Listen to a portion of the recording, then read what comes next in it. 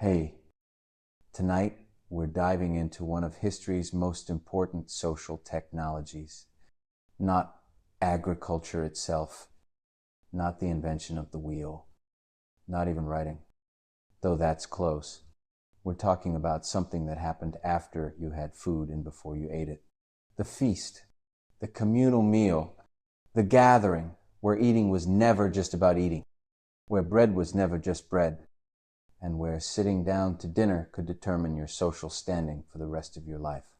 For the next hour or so, we're going to watch very, very slowly as ancient Mesopotamians turned dinner into diplomacy, bread into blessing, and beer into bureaucracy.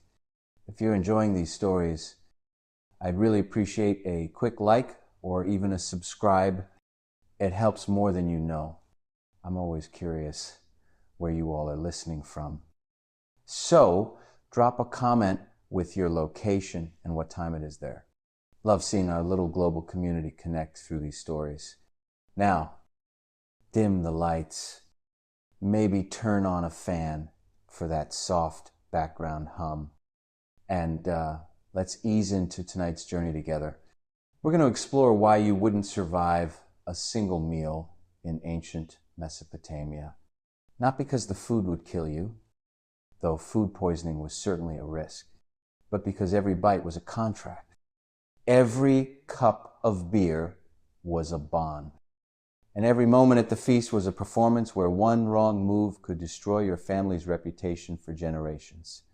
The world's first cities were built in Mesopotamia. Uruk, Babylon, names that echo through history with the weight of civilizations that invented writing, mathematics, astronomy, law. But these cities weren't held together by walls or laws alone. They were held together by meals, shared meals, communal feasts that took days to prepare, hours to serve, and created obligations that lasted generations. This wasn't just eating. This was the social glue that made civilization possible. And it was slow, impossibly, tediously, meaningfully slow. Congratulations. You've just woken up in ancient Uruk around 3000 BCE. The sun is already climbing, hot and merciless. The kind of heat that will define your entire existence here. No air conditioning. No shade structures that actually work. Just the sun beating down on mud brick buildings that seem to absorb heat during the day and release it all night long. You're never comfortable here. That's just not an option. But the heat isn't what hits you first. It's the smell. The thick, yeasty, overwhelming smell of bread baking. Not the pleasant bakery smell you might imagine. Filtered through air conditioning and modern ventilation. This is raw, close, intense, the smell of barley bread, which is different from wheat bread, heavier, earthier, more assertive. It fills the air so completely that you can almost taste it before you've eaten anything. And underlying that bread smell is something else. The smell of smoke, of clay ovens that have been burning since before dawn, of bodies that haven't bathed in days because water is too precious to waste on washing, of animals nearby, goats and sheep and cattle that provide milk and meat and leather and are just part of the urban landscape. This is what cities smell like before plumbing, before sewers, before anyone has figured out that maybe concentrating 40,000 people in one place requires some infrastructure beyond hoping the rain washes things away. The sound reaches you next. Grinding. Constant. Rhythmic grinding. Women at grinding stones. Pushing grain back and forth. Back and forth. It's a sound so persistent it becomes almost like silence after a while. Your brain learns to filter it out the way you filter out traffic noise or air conditioning hum in the modern world, but it's always there.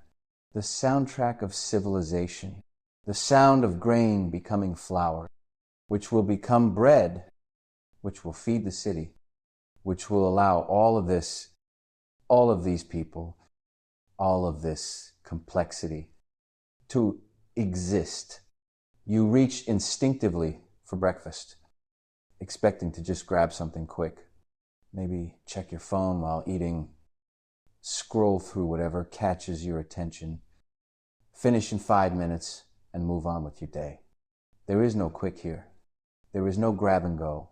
There is no eating while doing something else. Every meal is an event.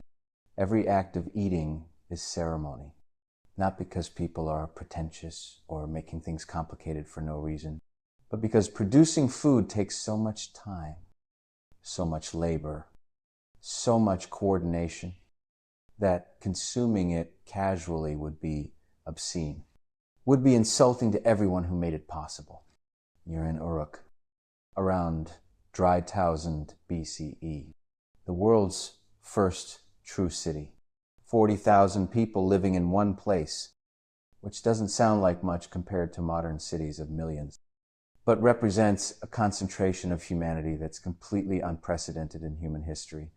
For most of human existence, people lived in groups of maybe 100, maybe 200 if resources were good. Now there are 40,000 of you, all needing to eat. Every single day, rain or shine, harvest or drought, peace or war. 40,000 stomachs demanding to be filled. And someone has to organize this. Someone has to decide who eats what. When, with whom, someone has to manage the storage of grain, the distribution of rations, the allocation of feast portions. Someone has to keep track of who contributed what to the temple stores, who owes what labor, who attended which feast and brought what offering. Welcome to the birth of bureaucracy. It starts with lunch. It starts with the fundamental problem of feeding a city. And it creates systems of record keeping and administration and hierarchy that will define human civilization for the next 5,000 years. A man approaches you, one of the temple administrators, judging by his slightly better quality tunic. He doesn't ask if you're coming to the feast. He informs you that you're expected, the temple is hosting, your neighborhood is attending. The alternative to going isn't just staying home and having a quiet evening. The alternative is social death, is exile from the community networks that determine whether you get help during hard times, whether your children find good marriages, whether anyone remembers your name after you're gone. So you'll go, obviously you'll go, but first, you need to understand what you're walking into. Because a Mesopotamian feast isn't like a modern dinner party where you show up, eat some food, make small talk, and go home. This is theater. This is politics. This is religion and economics and social hierarchy all performed simultaneously through the medium of shared eating. And you need to learn the rules quickly, because nobody's going to explain them to you. They expect you to already know. They expect you to absorb this through osmosis, through attending dozens of feasts throughout your life, through watching and learning the unspoken codes that govern who sits where and who eats what and who speaks when. But you didn't absorb this because you're not from here. So let's back up. Let's start with how this feast came to exist. Because feasts don't just happen.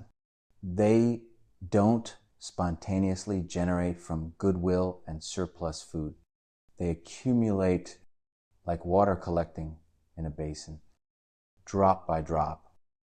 The feast gathers ingredients and labor and anticipation over days that stretch into weeks for major celebrations.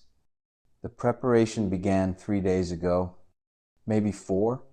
The exact timing depends on the scale of the feast, the importance of the occasion, the resources available for a major temple feast like the one you're about to attend.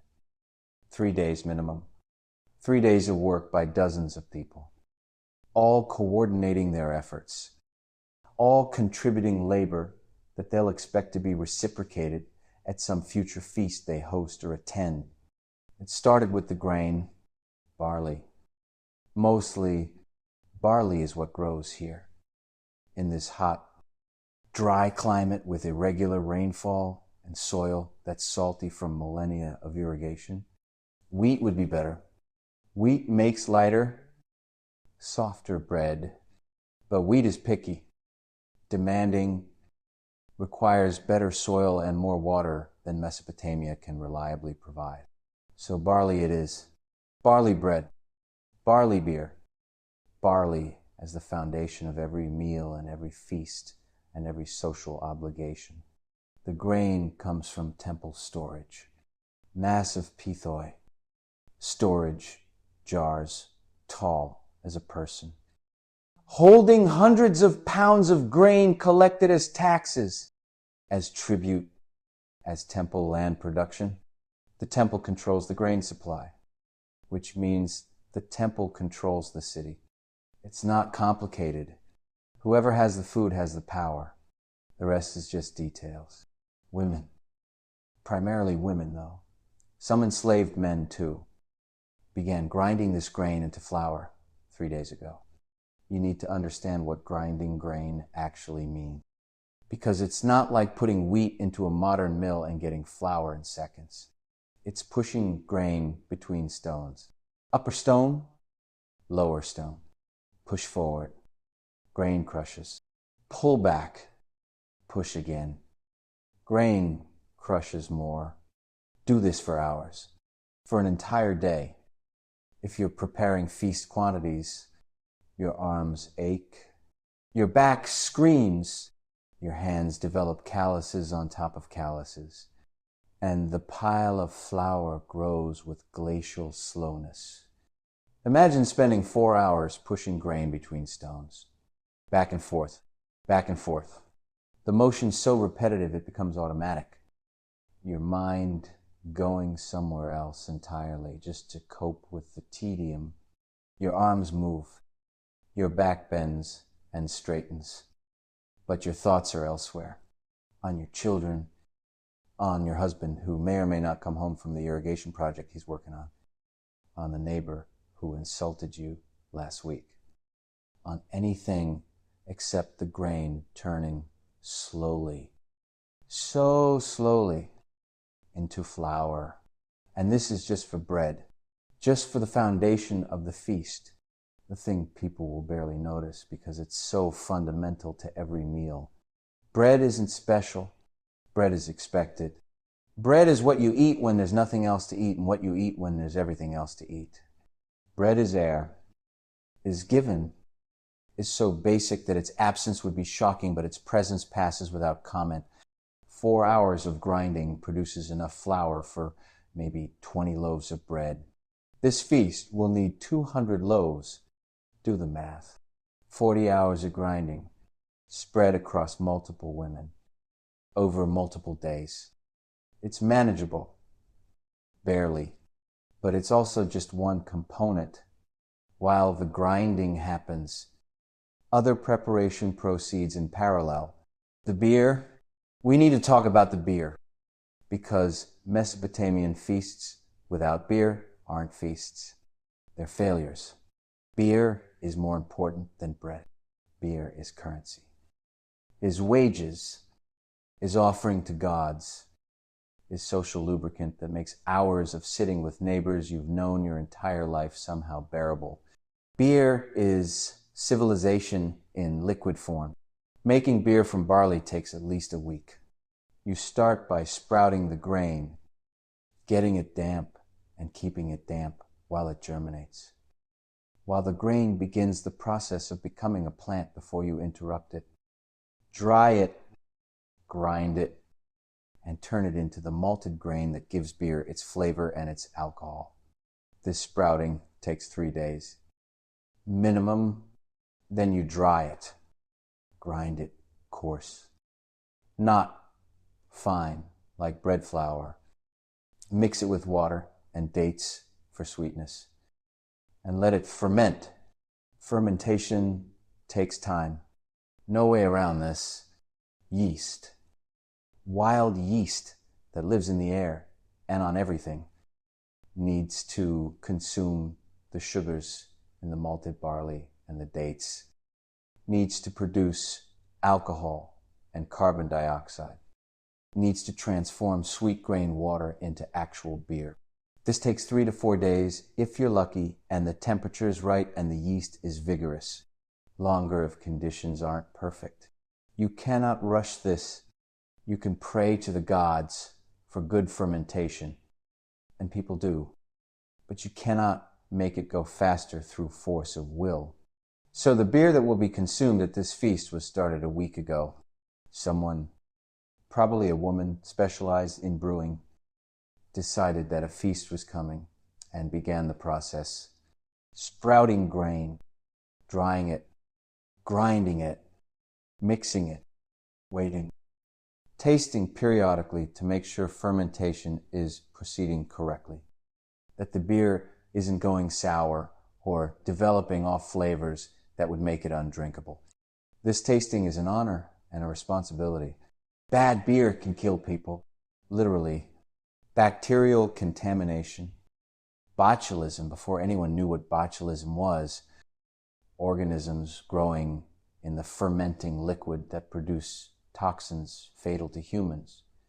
The taster puts her life on the line, or at least her stomach, testing beer to make sure it won't poison the feast attendees. She tastes. She waits a few hours. If she doesn't get sick, the beer is probably safe.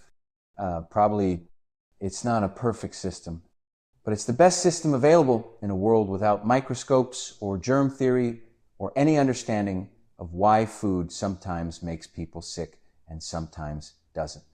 We complain when the microwave takes 3 minutes to heat our food. We feel impatient when the oven needs to preheat. These people spent 3 days making beer, not because they were inefficient or didn't value their time, because beer making, actual beer making from grain, requires time, fermentation time, waiting time. Time you cannot rush unless you want vinegar instead of beer. Or worse, toxic sludge that sends half the feast attendees home with violent illness. While grain was being ground and beer was fermenting, other preparations proceeded. Fish needed to be caught. Not yesterday, not 2 days ago. Today, this morning, before the sun got too hot and the fish started to spoil in the heat, fishermen working the Euphrates, casting nets, pulling in catches, rushing them to the temple before decomposition began. Fresh fish at a feast means coordination, means labor, means someone stayed up all night fishing so that feast attendees could eat fish that tastes good rather than fish that tastes like death. Vegetables needed gathering. Onions, leeks, garlic, lentils from storage, dates from storage.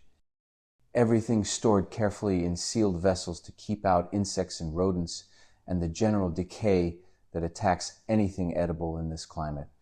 Someone had to inventory the storage, decide what to allocate for the feast, physically move heavy vessels from storage areas to preparation areas.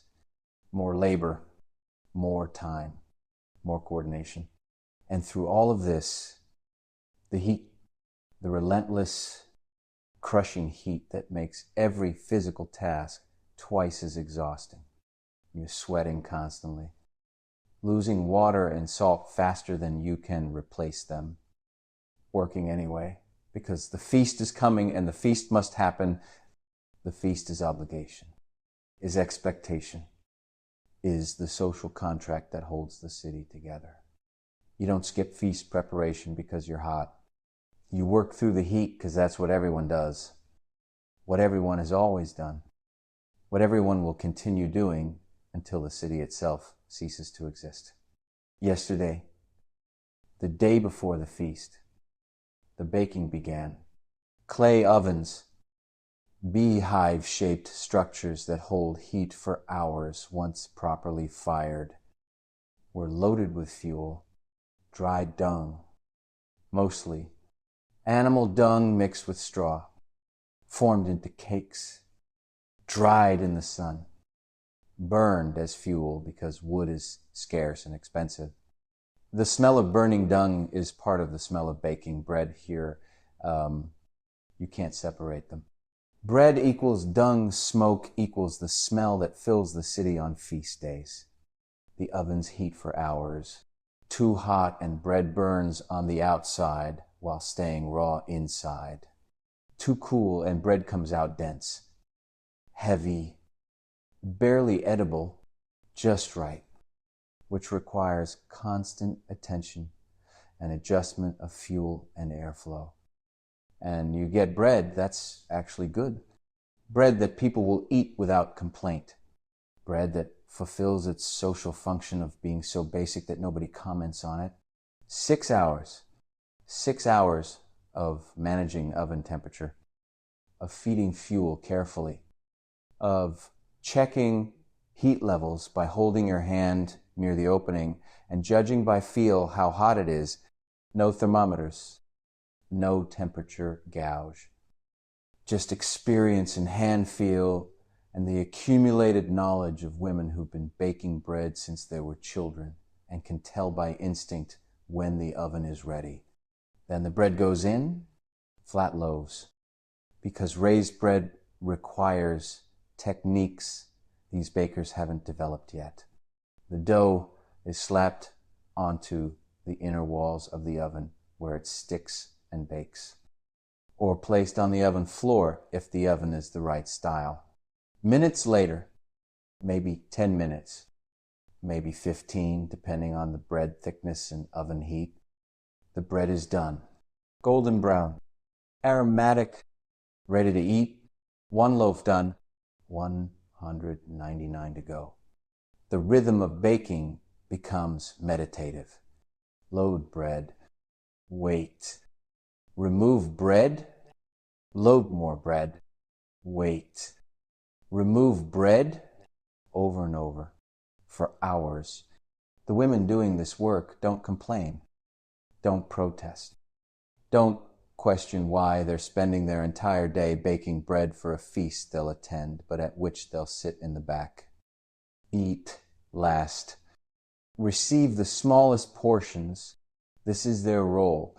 This is what women do. They make the food that makes the feast possible. The feast happens because they ground the grain and brewed the beer and baked the bread. Everyone knows this. Nobody acknowledges it explicitly. As the sun finally sets on the day before the feast, as the temperature drops from unbearable to merely uncomfortable, the preparation reaches its culmination. The bread is baked, stacked carefully, covered to keep insects away. The beer is tested one final time. Declared, ready? Sealed in jars that will be opened tomorrow during the feast. The fish are preserved in salt to make it through the night. The vegetables are sorted and ready. Everything is prepared. Days of labor by dozens of people have produced the material foundation for a feast that will last a few hours. Hours of eating, of drinking, of social performance and political maneuvering and religious observance, all made possible by this invisible labor. This is civilization. This is what cities do. They take the simple act of eating and make it so complicated that it requires professional administrators, specialized workers, detailed planning, and days of preparation. And then they pretend that the feast is spontaneous, is generous, is a gift from the temple to the community, rather than an elaborate system of labor extraction and social control. You lie down to sleep, if you can sleep in this heat, knowing that tomorrow you'll attend the feast, You'll sit where you're told to sit. Eat what you're given. Perform the social rituals expected of you. You'll do this because everyone does this. Because the alternative isn't rebellion or resistance. The alternative is exile, is being cut off from the social networks that make survival possible in a city of 40,000 people. As you drift towards sleep, you hear faintly the sound of grinding stones. Someone is still working, still grinding grain, because there's always more grain to grind, more bread to make, more feasts to prepare for. The work never ends. The obligations never cease. This is the price of civilization. This is what it costs to live in a city, to be part of something larger than yourself, to participate in the complex web of relationships and duties and expectations that makes urban life possible. And tomorrow, at the feast, you'll see the result. You'll see what all this labor produces. You'll see the social machine in action, converting grain and fish and beer into relationships, into hierarchy, into the invisible structures that organize 40,000 people into something resembling a coherent society. You'll see it. You'll participate in it. You'll contribute to it. And then, in a few months, you'll do it all again. Because the feast is never one feast. It's an endless cycle of preparation and performance and obligation, repeated over and over, generation after generation, until the cycle itself becomes culture, becomes identity, becomes the way things are done and have always been done and will always be done. The grinding stones fall silent. Finally, someone has ground enough flour for now. Tomorrow the work begins again. But tonight, for a few hours, there's rest. Tomorrow, there's the feast. Tomorrow, you'll learn what it actually means to eat in ancient Mesopotamia, what it costs, what it creates, what it destroys. Tomorrow, you'll understand why civilizations are built on bread and beer and the whispered rituals that transform eating into obligation. Morning arrives not gently but insistently. The sun doesn't ease into the sky here.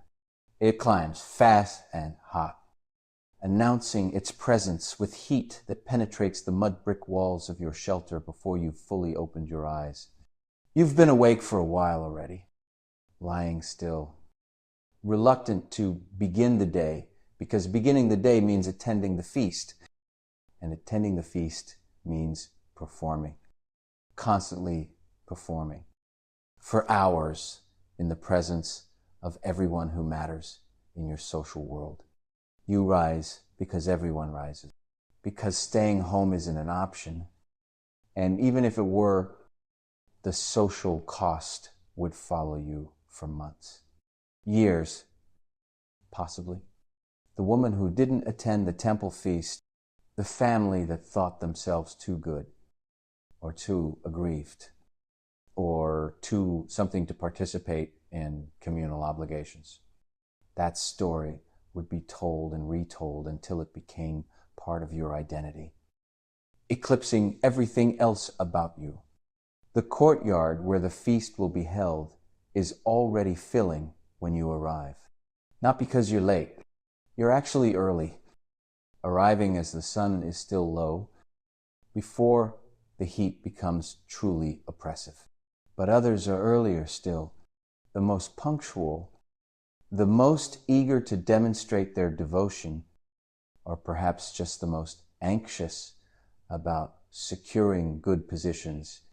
They're already here, standing in loose groups, making the kind of small talk that fills time without requiring actual communication. You take your place, not just anywhere. There's a geography to this gathering, an unspoken map of who stands near whom. Family groups clustered together, maintaining their identity as units even within the larger crowd. Neighbors from your district, form a loose association, not quite organized, but definitely present as a recognizable group.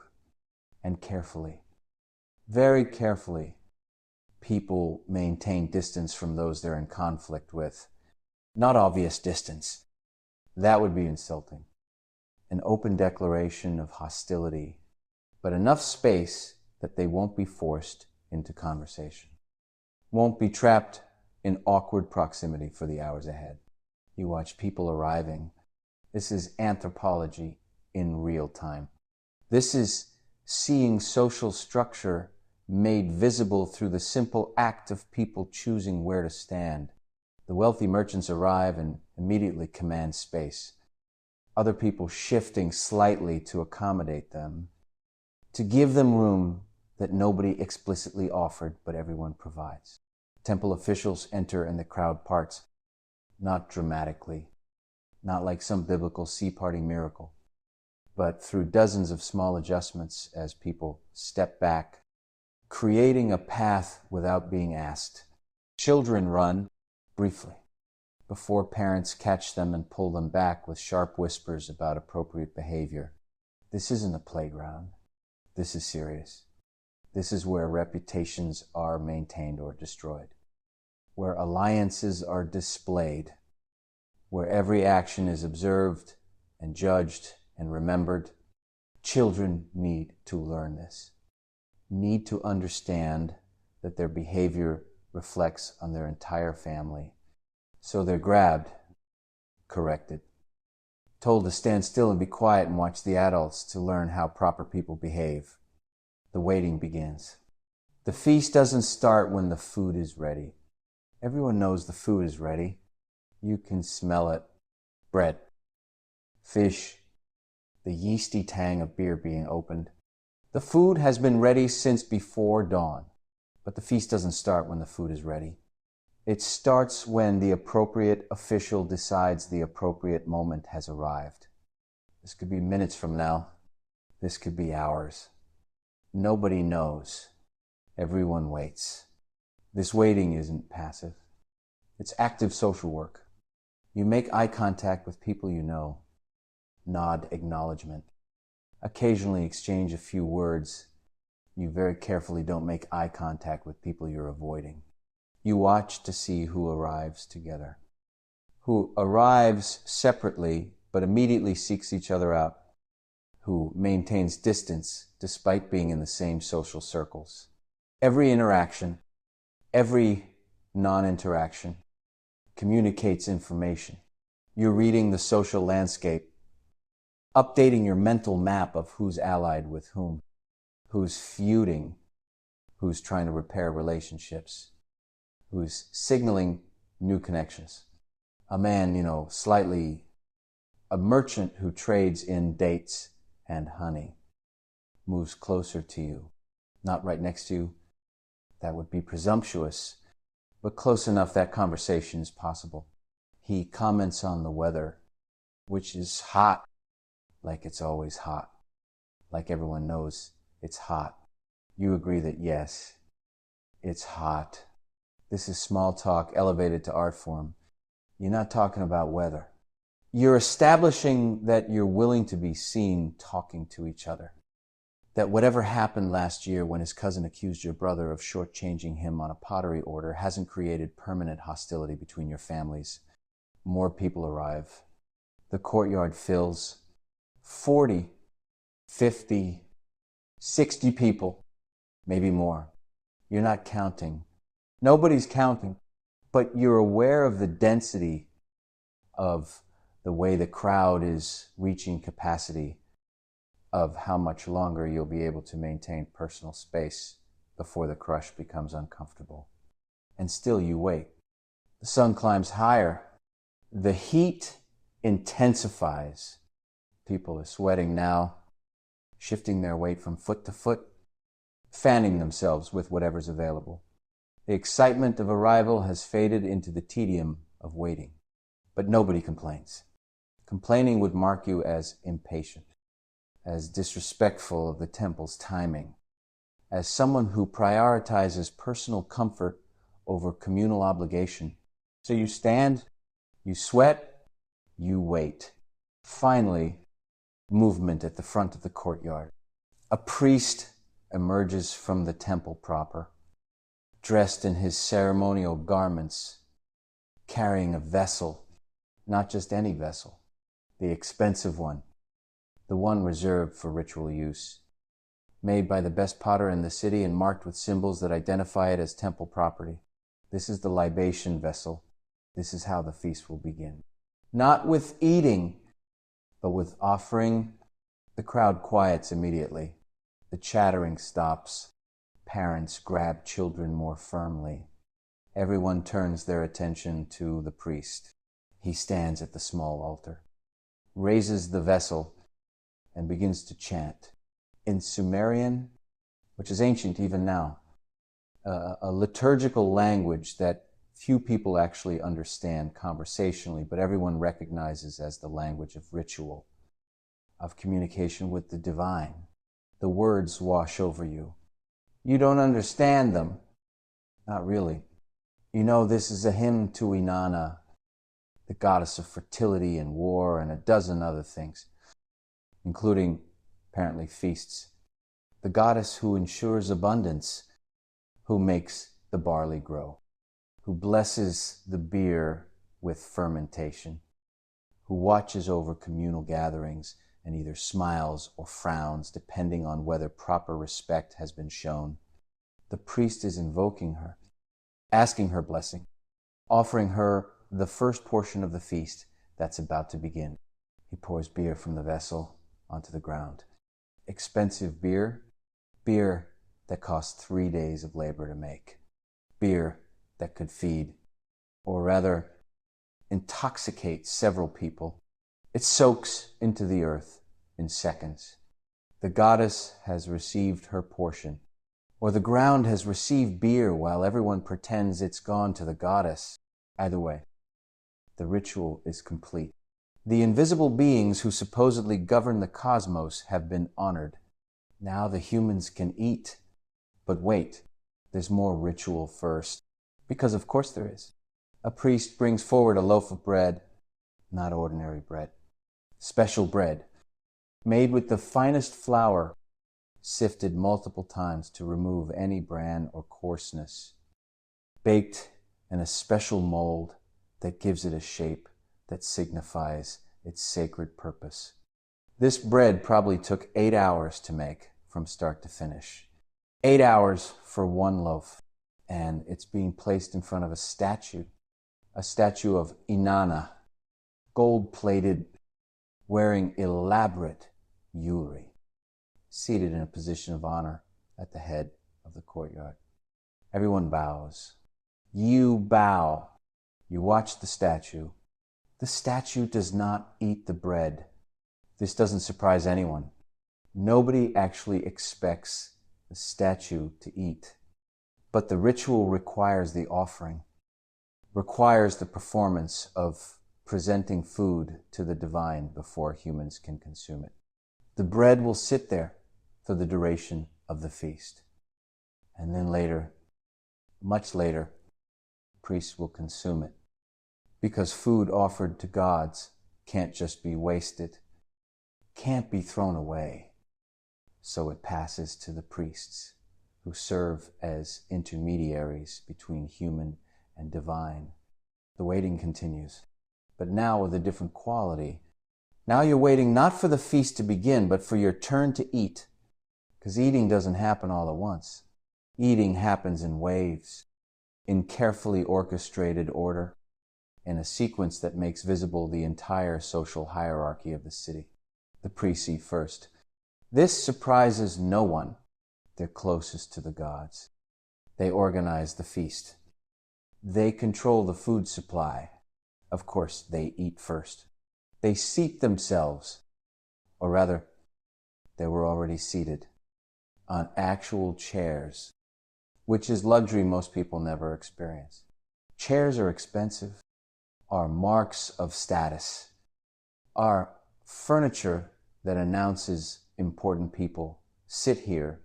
Servants bring them food. And what food? Meat, which most people see maybe once a month, if they're lucky. Roasted goat, the smell making your mouth water, despite the heat, despite the long wait, despite everything. White bread, that specially sifted bread that's soft and light and takes twice as long to make as regular bread. Date wine, which is expensive, which is imported or at least made from imported dates, which is sweet and strong and signals wealth and connections. They eat slowly, not because the food is too hot or they're not hungry, but because eating slowly is dignified. Rushing would be undignified, would suggest they're peasants who don't know better, who grab at food like animals.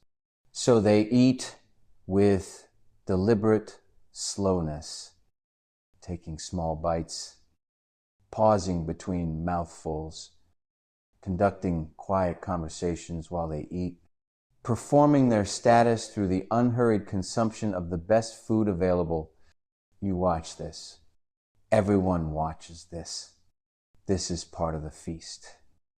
Watching the hierarchy made visible through food distribution. You're not resentful. Exactly. You're not shocked or outraged. This is how things work. This is how things have always worked. Priests eat first and best. That's the price of their intercession with the gods. Their management of temple resources. Their literacy and education and specialized knowledge, or at least that's how it's explained. That's the official story. Whether you believe it or question it quietly in your own mind, you keep that to yourself and watch them eat. The second wave begins. Skilled workers, the ones whose labor makes the city function. Scribes who can read and write cuneiform. Master potters whose work is sought after across the region. Successful merchants who trade in valuable goods. They're called forward. Not all at once, but in small groups, directed by temple attendants who know exactly who belongs in which category, who's earned the right to eat in the second wave. They don't get chairs. They sit on mats. Woven reed mats that provide minimal cushioning against the hard ground, but at least mark out defined spaces for eating. They receive portions noticeably smaller than what the priests got. Same types of food, but less of it, a smaller piece of meat, less white bread, watered wine instead of full strength. The message is clear. You're important. You're valued. You're necessary to the functioning of the city. You're just not as important as priests.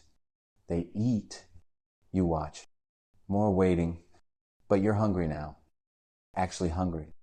Because you skipped breakfast knowing you'd eat at the feast. And watching other people eat while you stand and wait is activating every instinct that says food. Want food. Need food. You control yourself. Everyone controls themselves. Grabbing at food. Demanding to be served. Showing visible signs of hunger-driven impatience. These would all be terrible breaches of proper behavior. The third wave, this is where you are. The broad middle of urban society, people who work with their hands but aren't enslaved. People who own small amounts of property. People who participate in city life without controlling any significant portion of its resources. The majority, the people who make everything work through the aggregate of their small contribution. You're called forward. You sit on the ground. No mats for this group. The ground is hard, is dirty, is uncomfortable. You sit anyway, because sitting means you're about to eat. Finally, after hours of standing and waiting and performing patience, you don't entirely feel around you. Your neighbors do the same.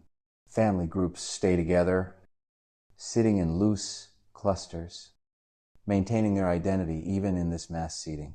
Food arrives, not brought by servants, not individually served, but set out in communal vessels. Large bowls of lentil stew, thick with onions and garlic and herbs that make it actually taste good despite being made from the cheapest ingredients available. Bread, good bread, brown bread made from barely sifted flour, still delicious, still warm, still the staff of life that makes everything else possible.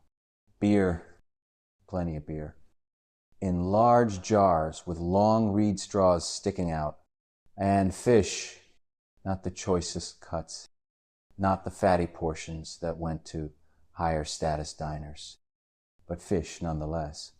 Protein, flavor, variety. The fish is salty from preservation, is a bit tough from being caught yesterday rather than this morning. But it's fish, it's food, and you're hungry enough that it tastes wonderful. You eat with your hands. There are no utensils. Forks won't be invented for thousands of years. Spoons exist but aren't provided for communal feasts. You tear bread, use it to scoop lentils. Grab chunks of fish with fingers that will be oily and sticky for hours. Everyone around you does the same. This isn't gross by local standards. This is normal. This is how humans eat. The idea that touching food with your hands is somehow wrong or dirty would seem bizarre here.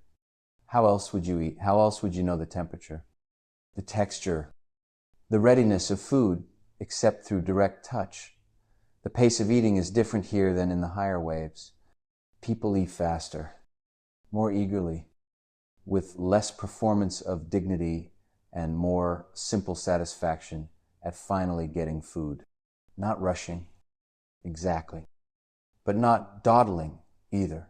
You eat steadily, substantially, filling your belly with bread and lentils and beer. The beer's good, better than you expected. Whoever brewed this batch knew what they were doing. It's smooth, slightly sweet from dates, with that distinctive barley flavor that makes you feel connected to the land, to the grain, to the fundamental cycle of planting and harvesting that makes everything here possible. Around you, conversations begin now that people have food in front of them. Now that the tension of waiting has broken, people talk, real talk, not just small talk. News is exchanged. Information flows. This is social media before social media. The original version where you can't block anyone and everyone sees everything because you're sitting right there. A man near you mentions that the irrigation canal in the northern district needs repair. Several people respond with their observations about water flow, about silt buildup, about whether the temple will allocate labor for the repair, or whether neighborhoods will have to organize their own work parties. This seems boring. This seems mundane. But this is how cities function. This is information exchange that directly affects everyone's survival. If the canal fails, if water doesn't reach the fields, if the harvest fails, everyone here could starve. So canal maintenance isn't boring. It's existential. A woman discusses her daughter's upcoming marriage, not gossiping, sharing information that redraws social maps. Her daughter is marrying into a potter's family from the southern district. This creates alliance between families, between neighborhoods, between skill groups. The woman's son is a weaver. Now weavers and potters have family connection. Future trades become easier. Future conflicts have built-in mediation. This marriage announcement, delivered casually while eating fish, has political implications that will ripple through the community for years. You contribute little to these conversations. You listen more than you speak.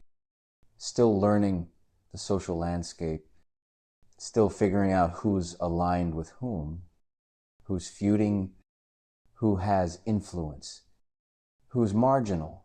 Every feast is education, is data collection, is the slow accumulation of social knowledge that allows you to navigate urban life without making catastrophic mistakes. The beer jars circulate. You don't drink from individual cups. The beer is in large jars, and everyone shares. Long reed straws stick out of each jar, and people take turns drinking. You put your mouth where other people's mouths have been. You share saliva. Share whatever illnesses might be circulating. Share the intimate act of drawing liquid from the same source. This isn't unhygienic by local standards. This is community. This is trust made physical. This is literally sharing the same source of nourishment, the same intoxication, the same moment of consumption. You drink deeply. The beer is good. The beer is making the heat slightly more bearable, is making the hard ground slightly more comfortable, is making your neighbors slightly more interesting. You understand why beer is central to these feasts. Beer doesn't just provide calories and hydration. It provides the social lubrication that makes hours of sitting with the same people endurable. It creates the mild euphoria that transforms obligation into something approaching pleasure. More food appears, not because you're still hungry. Most people have had plenty, but because the feast has to dispose of all the prepared food. Waste would be unthinkable. So additional bread is brought out. More fish. More lentil stew. People eat more slowly now, picking at food rather than devouring it. But still eating because the food is there, and refusing it would be insulting. And anyway, who knows when you'll eat this well again? A temple official stands and announces that anyone who wishes may bring forward offerings. This is the moment where individual families can present contributions to the temple, can demonstrate their generosity, or at least their willingness to participate in the gift economy that underlies all of this. You watch people approach the designated area carrying whatever they've brought. Some bring jars of beer, their own brewing, added to the communal supply. Some bring bread, supplementing the temple's provision. One family presents a small basket of dates, precious and sweet. Another offers a length of woven cloth, probably weeks of work compressed into a textile that will be recorded and redistributed by temple administrators. A scribe sits at the edge of the courtyard, stylus and tablet ready, recording every offering. Who brought what? How much? Of what quality? This record will be kept for years. Will be consulted when people need temple assistance. When famines come, when someone needs to prove their loyalty and participation in communal life, every gift is logged. Every contribution is noted. The database is being updated in real time, except instead of computers and servers, it's clay tablets that will be filed away in temple archives and referenced whenever necessary. You didn't bring anything. You're new here, still establishing yourself, still learning the rules. Nobody comments on your lack of contribution, but people notice. Of course they notice. At the next feast, you'll be expected to bring something, not because anyone will directly demand it, but because the social pressure, the silent observation, the slow accumulation of judgment will make not contributing unbearable. This is how the system perpetuates itself, not through force, but through the quiet power of communal expectation and public recording. The eating continues. The afternoon wears on. The heat intensifies, then slowly begins to fade as the sun angles toward evening. People are still eating, still talking, but the energy is changing. The initial excitement has passed. The hunger has been satisfied. Now it's just the long middle of the feast, the hours that stretch on, where you're neither eager to stay nor quite ready to leave. where you're trapped in the social expectation that you'll remain until it's appropriate to depart. And the appropriateness of departure is determined by hierarchy, same as everything else. Important people will leave first. Their departure signals that the feast is winding down. Only after they've gone can people of your status begin to leave without insulting the host or appearing disrespectful. So you wait again. Still, you've been waiting all day in various forms, waiting to arrive, waiting for the feast to start, waiting to eat, and now waiting for permission, unspoken but real, to go home. As the sun finally touches the horizon, as the crushing heat begins its slow retreat into merely oppressive warmth, the priests stand. They're leaving. They've eaten. They've overseen the rituals. They've received offerings. They've fulfilled their role.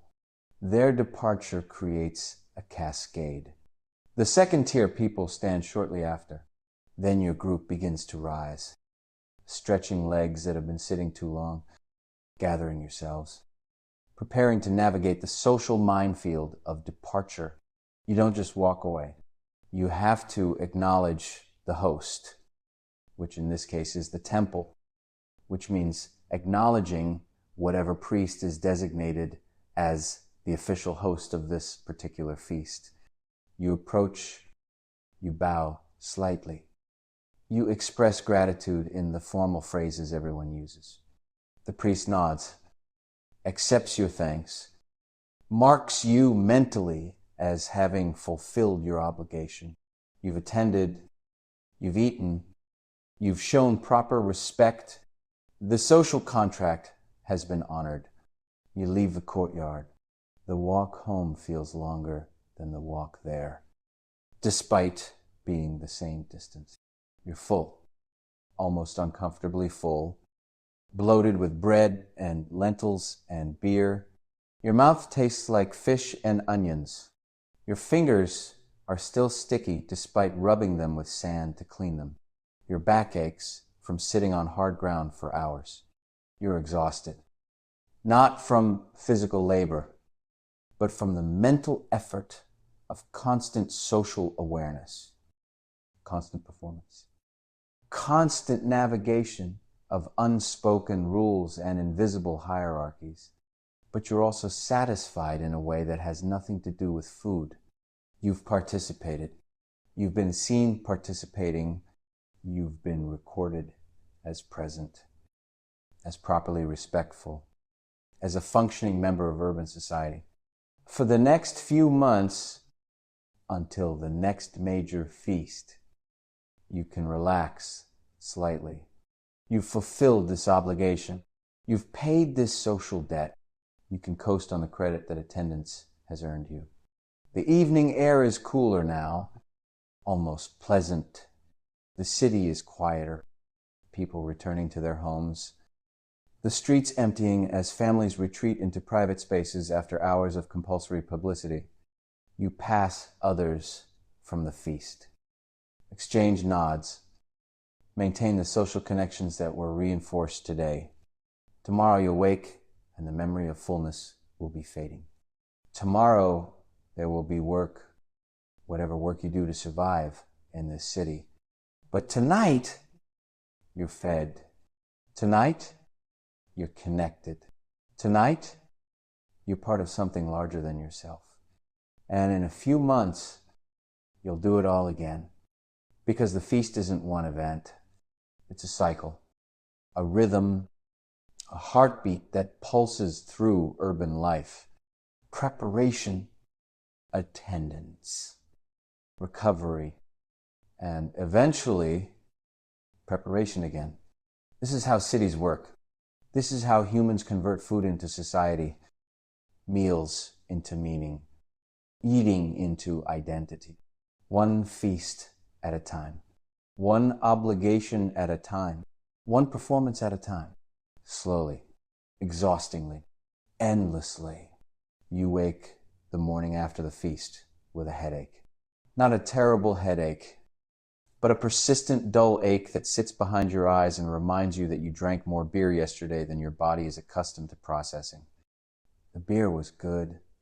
The beer was plentiful. The beer is now making you regret several decisions you made between the fourth and seventh jar. But this is normal. This is the expected consequence of proper feast attendance. If you don't have a mild headache the next morning, you probably didn't drink enough beer to be properly sociable. The city around you is quieter than usual. Other people are experiencing similar morning after sensations. Work will happen today, because work always happens, because the irrigation channels don't care about your headache and the barley doesn't grow itself. But work will happen more slowly, with more breaks, with less enthusiasm. The day after a feast is a recovery day disguised as a regular day. Everyone knows this. Nobody acknowledges it officially. You think about yesterday's feast as you move through morning routines, washing face and hands with precious water, breaking fast with leftover bread that's already going stale in this heat, preparing for whatever labor the day demands. But your mind keeps returning to moments from the feast, not just the eating, but the rituals embedded within the eating, the moments when consumption stopped being merely practical and became something else, something sacred, something that connected you not just to your neighbors, but to forces beyond human control. At some point during yesterday's feast, eating stopped being just eating. You're not sure exactly when. The transition was subtle, unmarked by any obvious signal. But you remember the moment you became aware of it? A priest had stood. The crowd had quieted instantly. That collective hush that happens when something important is about to occur. You'd been chewing bread, and you'd stopped chewing, held the bread in your mouth, waiting to see what would happen next. The priest had begun to chant, not in the everyday Akkadian that people use for market transactions and family arguments. In Sumerian, ancient Sumerian, the language of the old gods. The language that was already ancient when your grandparents were young. The language that nobody speaks conversationally anymore, but everyone recognizes as the tongue of the divine. The words washed over the crowd, incomprehensible to most, meaningful to all. You didn't understand the words, not individually, but you understood the context. This was a hymn to Inanna, the great goddess, the queen of heaven, the mistress of fertility and warfare, and apparently also communal feasts, the goddess who makes barley grow and beer ferment and communities cohere. The goddess whose favor determines whether the city prospers or collapses, whether harvests are abundant or fail, whether the next generation is born healthy or dies in infancy.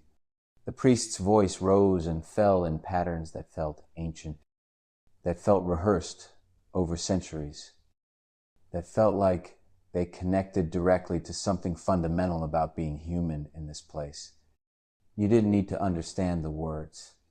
You needed to feel the weight of them, the seriousness, the connection to forces beyond the immediate, beyond the mundane business of eating and drinking and maintaining social status.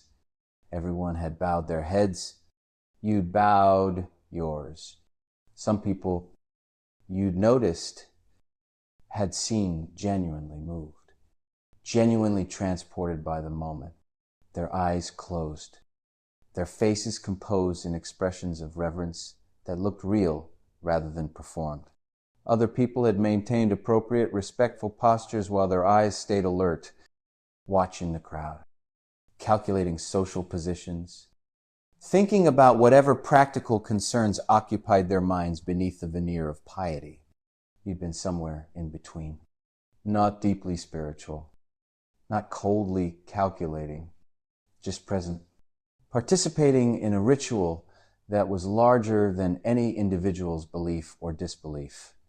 The ritual worked not because everyone believed it, but because everyone performed it. The performance itself was the power the collective act of acknowledging something beyond individual concerns, even if that acknowledgement was purely social rather than genuinely spiritual. This is religion. You'd thought this is how it actually functions, not through individual conviction necessarily, but through collective participation, through the agreement that yes, we will all bow our heads when the priest chants. We will all maintain silence during sacred moments. We will all perform reverence regardless of our private thoughts. And through that collective performance, something emerges. Call it social cohesion. Call it divine favor. Call it whatever you want. But something happens when 40 people simultaneously agree to treat a moment as sacred. The hymn to Inanna had lasted perhaps 10 minutes, perhaps longer. Time becomes strange during ritual. The priest's voice maintained its rising-falling pattern, the ancient words flowing in sequences that had been memorized and repeated by countless priests before him, creating a thread of continuity stretching back through time to the city's founding, to the first temples, to the moment when humans decided that invisible forces governed their fates, and those forces needed to be acknowledged, honored, appeased. When the chanting ended, the silence had lingered for a moment. Nobody wanted to be the first to break the sacred atmosphere, to return to the mundane business of eating and drinking. Then someone had coughed. Another person had shifted position, and the spell had broken. Life resumed. People returned to their bread and beer. But something had shifted. The feast had been transformed. Briefly, from social obligation into religious observance. And that transformation mattered, even if you couldn't quite articulate why. Now, the morning after, you think about the foods that carry sacred significance. The foods that aren't just nutrition, but symbol, meaning connection to cosmic order. Dates, for instance. You'd eaten dates yesterday. Sweet and sticky.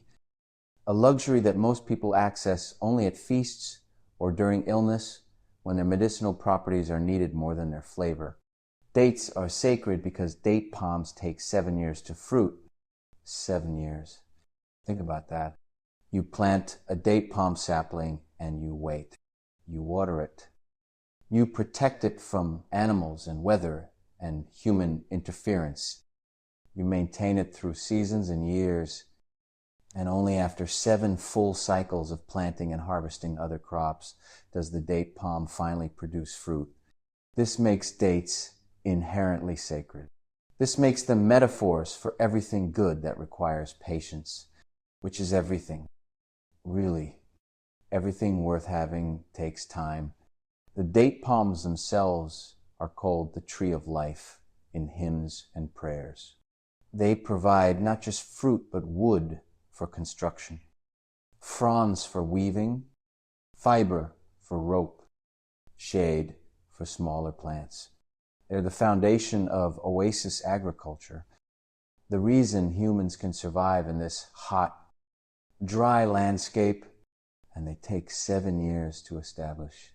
7 years of faith that, yes, this investment will pay off, that patience will be rewarded, that the cosmos operates on principles that reward those who wait. Eating dates at the feast wasn't just eating sweets.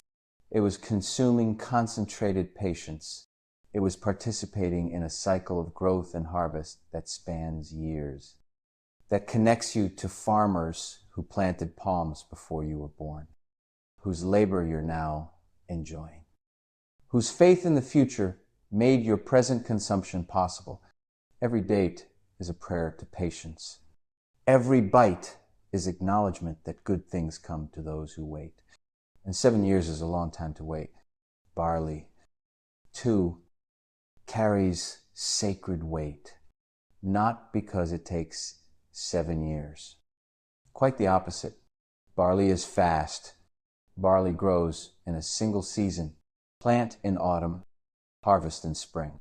But barley is sacred for different reasons. Barley is the reason cities exist. Barley grows here when wheat won't.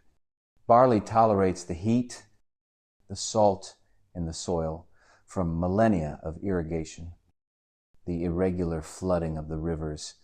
Barley is reliable in a way that wheat isn't. Wheat is better, everyone agrees. Wheat makes lighter bread, softer bread, bread that doesn't sit heavy in your stomach. But wheat is picky. Wheat demands conditions that Mesopotamia can't consistently provide. So barley it is. Barley bread, barley beer, barley is the foundation of everything. You're not eating bread when you eat barley bread. You're consuming compressed civilization. You're eating the grain that made cities possible, that allowed 40,000 people to live in one place, that created the agricultural surplus, that freed some people to become priests and scribes and potters instead of everyone being farmers. Barley is the reason you exist in this city rather than living in a small agricultural village growing your own food. Barley is the foundation. Everything else builds on barley. The fish you ate yesterday carried its own significance. Fish from the Tigris and Euphrates, the twin rivers that define this land, that make agriculture possible through their flooding, that provide water for irrigation and drinking and the occasional bath. Fish are abundance made visible. Fish require no planting, no cultivation, no harvest labor. They simply exist in the rivers. Free food for anyone with nets and time. Fresh fish at a feast signals more than just protein availability. It signals that the host has connections, has access to fishermen willing to wake before dawn and cast nets in the pre-dawn darkness, has the labor network to transport fish quickly from river to feast site before the heat causes spoilage, has the social capital to ensure delivery on the specific day needed. You're not eating fish. You're consuming political networks. You're ingesting the web of relationships that makes fresh fish appear at the right moment in the right place. At some point during the feast, you'd notice priests examining bread, not eating it, examining it. They'd broken loaves in half, studied the interior texture, the way the crust had formed, the pattern of air pockets in the crumb. They've been reading omens, divination through baked goods, the future revealed in carbohydrates. This practice always strikes you as slightly absurd, though you'd never say so aloud. The idea that how bread bakes in a clay oven can reveal cosmic truths about the future seems, well, optimistic, but the priests take it seriously. They examine the bread with intense concentration, noting which loaves have good cracks on top, which are too dense, which baked unevenly. Good cracks mean good fortune. Dense crumb means obstacles ahead. Neven baking suggests social discord. Perfect bread indicates divine approval. The bread looked fine to you. The bread always looks fine. It's bread. It baked. It's edible. But apparently there are subtleties invisible to untrained eyes. The priests see patterns, meanings, messages from the gods embedded in the very structure of bread, or they claim to, or they've convinced themselves they do, or they're maintaining a tradition that gives them interpretive authority over random events, allowing them to frame whatever happens as predicted, foreseen, aligned with cosmic will. The war with Elam that everyone knows is coming will happen regardless of bread texture. But everyone feels better having consulted the bread, having performed the ritual of seeking divine guidance before making major decisions. The bread prophecy will be ambiguous enough to fit whatever outcome occurs. The dense areas suggest difficulty, which we overcame through valor. The good cracks foretold our victory, which the gods granted. The prophecy adapts to results. This is how divination maintains credibility despite having no actual predictive power. But it makes people feel better, makes them feel connected to forces beyond human control, makes the randomness of existence feel slightly less random. Throughout the feast, there had been music. You'd barely noticed it at first. So focused on the social navigation and the food and the hierarchy and the thousand small things demanding attention. But music had been playing constantly. A lyre player seated near the priests, playing songs that were probably ancient, probably traditional, probably the same songs played at every feast for generations. The melodies were familiar. In that way, things become familiar through repetition, even if you couldn't hum them accurately or name them if asked. The songs were about gods, about heroes, about proper behavior and cosmic order, about the great flood that supposedly happened generations ago, about Gilgamesh and his quest for immortality, about Inanna's descent to the underworld and return. Stories told through music, preserved through performance, passed down from musician to apprentice across years and decades. Nobody was really listening. Everyone was eating, talking, conducting the social business that was the real purpose of the gathering. But the music mattered. Its presence mattered. Silence during a feast would have been deeply uncomfortable, would have made every conversation too audible, would have created a tension that the soft background of lyre music prevented. The music-filled space made conversation easier, provided rhythm to the event without demanding attention. The musician was a professional temple employee, trained since childhood, fed regular rations from temple stores in exchange for providing this service. His job was to make feasts feel sacred, to create atmospheric holiness through sound, to transform ordinary eating into ceremony through the addition of ancient melodies played on traditional instruments. He was good at it. The lyre sounded beautiful, its tones pure and clear, hanging in the hot air, before fading into the general noise of crowd and conversation. You wouldn't remember the melodies this morning. Nobody would. The music was designed not to be memorable, but to be appropriate, to set a mood, to fill silence, to signal that this was a proper feast with proper observances, rather than just people eating together. The musician had fulfilled his function perfectly by being good enough to notice, but not interesting enough to distract. Background holiness, sacred wallpaper, the soundtrack of civilization. Children had been present at the feast, though you'd barely notice them in all the social complexity demanding your attention. But they'd been there, sitting with their families, watching everything, absorbing the unspoken rules through observation rather than instruction. This was education.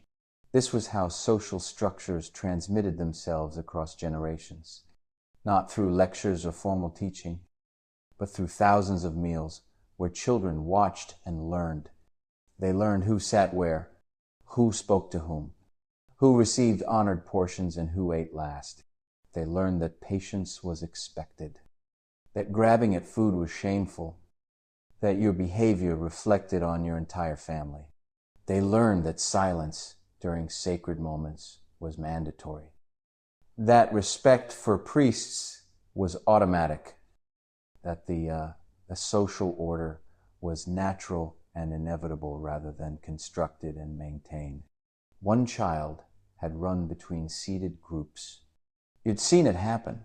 The child, maybe 5 years old, had broken free from parental control and sprinted through the crowd, laughing, delighting in movement and speed and the pure joy of being a small human body in motion.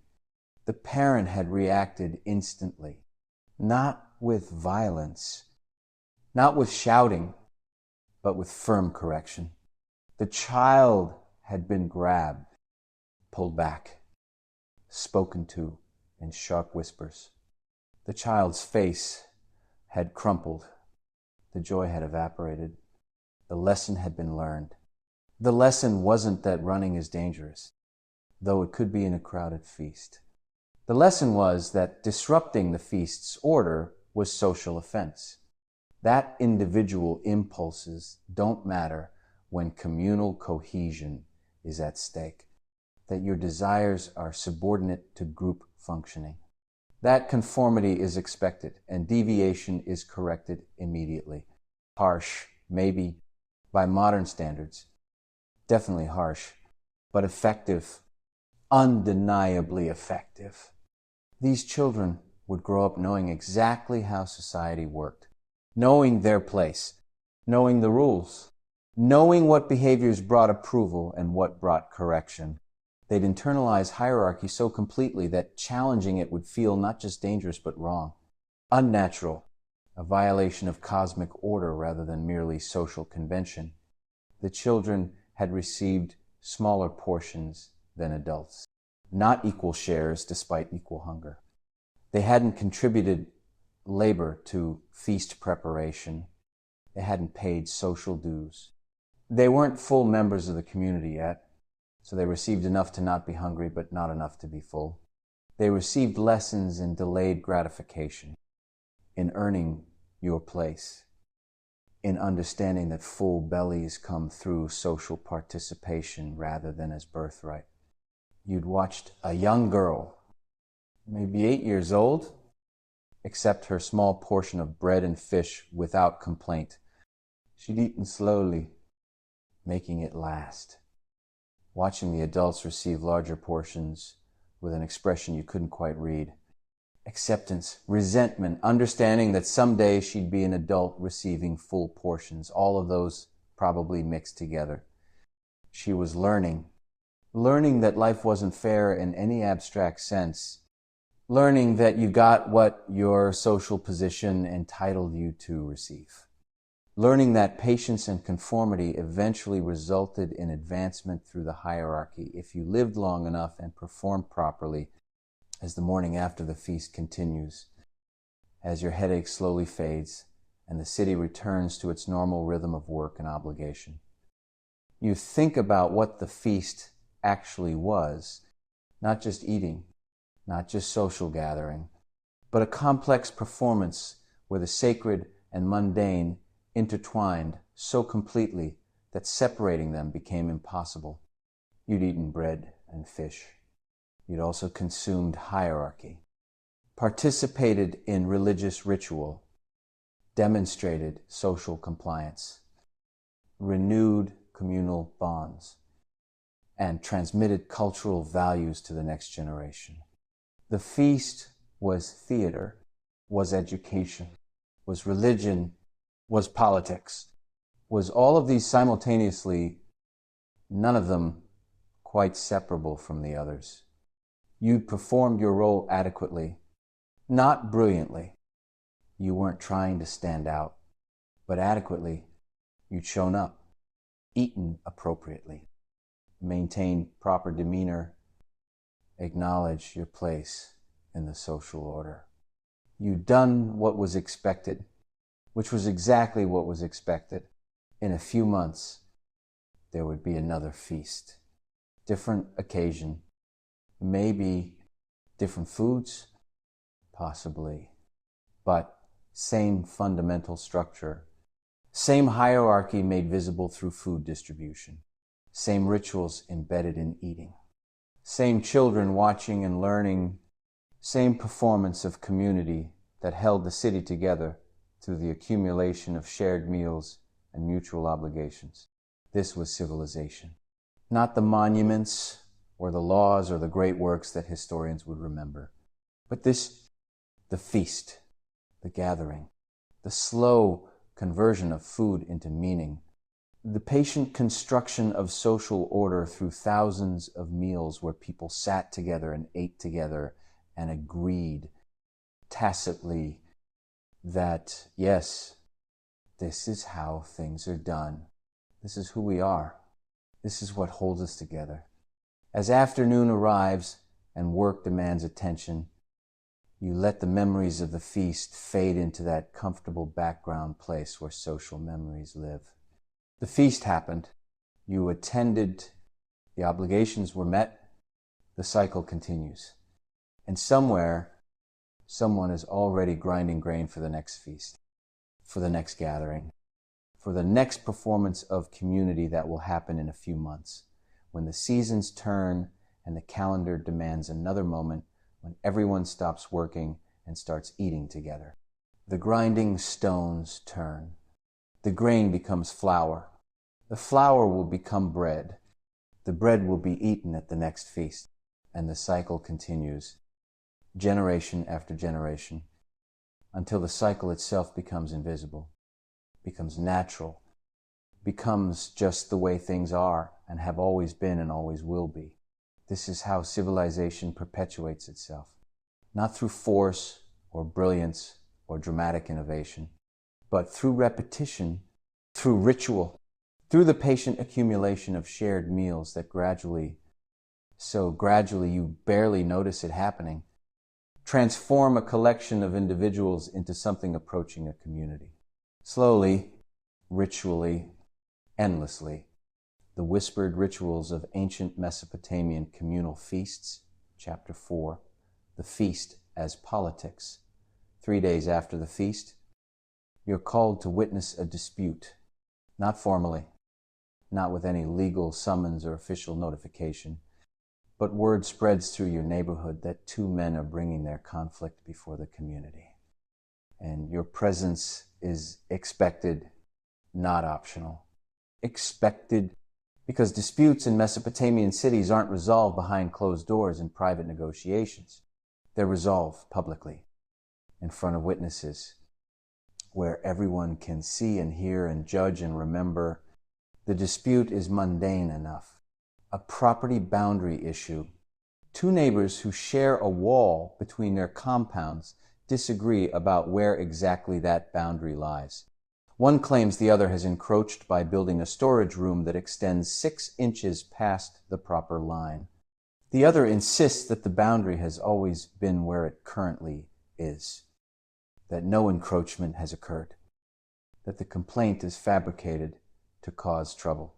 6 inches, that's what this is about. 6 inches of mud brick wall. In a city of 40,000 people, where wars are fought and temples rise and fall and entire dynasties come and go, these two men are arguing about 6 inches of property line, and everyone is taking it seriously because property is fundamental, because boundaries matter, because if you let one person shift a boundary by 6 inches without challenge, soon everyone's boundaries become negotiable, and property itself becomes meaningless. The hearing will take place at the next communal meal, not a major feast like the one you attended a few days ago, but a smaller neighborhood gathering, the kind that happens monthly or so, where 30 or 40 families come together for an evening meal and to handle collective business. The feast becomes the courthouse. The meal becomes the trial.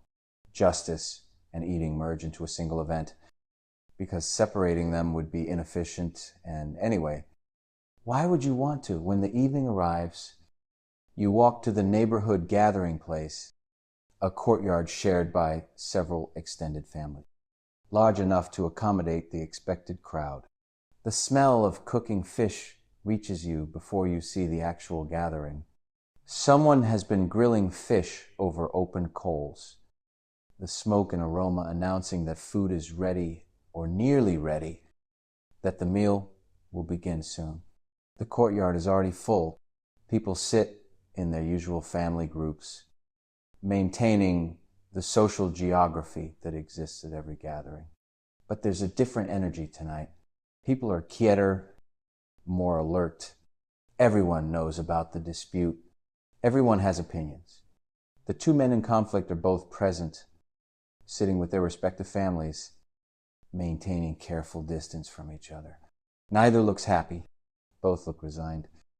the way people look when they're about to have their affairs discussed publicly, and there's nothing they can do to prevent it. The meal begins with the usual rituals.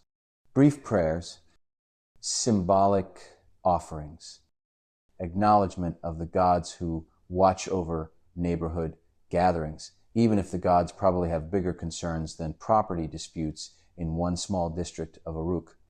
Then food is distributed, not in waves based on status. This is a neighborhood gathering rather than a temple feast, but in rough order of age and family importance. Elders eat first. Large families receive generous portion. Small families and single individuals wait longer but eventually get fed. You eat slowly. The fried fish, greasy and delicious. The bread warm and substantial. The beer weak but refreshing. Around you, people eat and talk in low voices, discussing the dispute, taking sides, forming opinions about who's right and who's wrong and what the appropriate resolution should be. This isn't random gossip. This is the community forming consensus before the formal proceedings begin. When most people have finished eating, when the immediate hunger has been satisfied and people are ready to focus on something besides food, one of the neighborhood elders stands. He's old, maybe 70, which is extraordinary. In a world where most people die before 50, his survival to this age gives him authority. He's seen disputes before. He's participated in dozens or hundreds of these informal courts. He knows how this works. He calls the two disputants forward. They stand reluctantly and approach the center of the courtyard. Everyone else forms a rough circle around them, creating an arena for the conflict to play out. There's no judge in the formal sense, no single authority who will issue a verdict. But there are witnesses. Everyone here is a witness. And whatever resolution emerges will carry the weight of community consensus. The elder asks the first man to state his case. The man does so, speaking clearly, trying to control the emotion in his voice. He explains that he's lived in his compound for 20 years, that the boundary wall between his property and his neighbors has always stood in a specific location.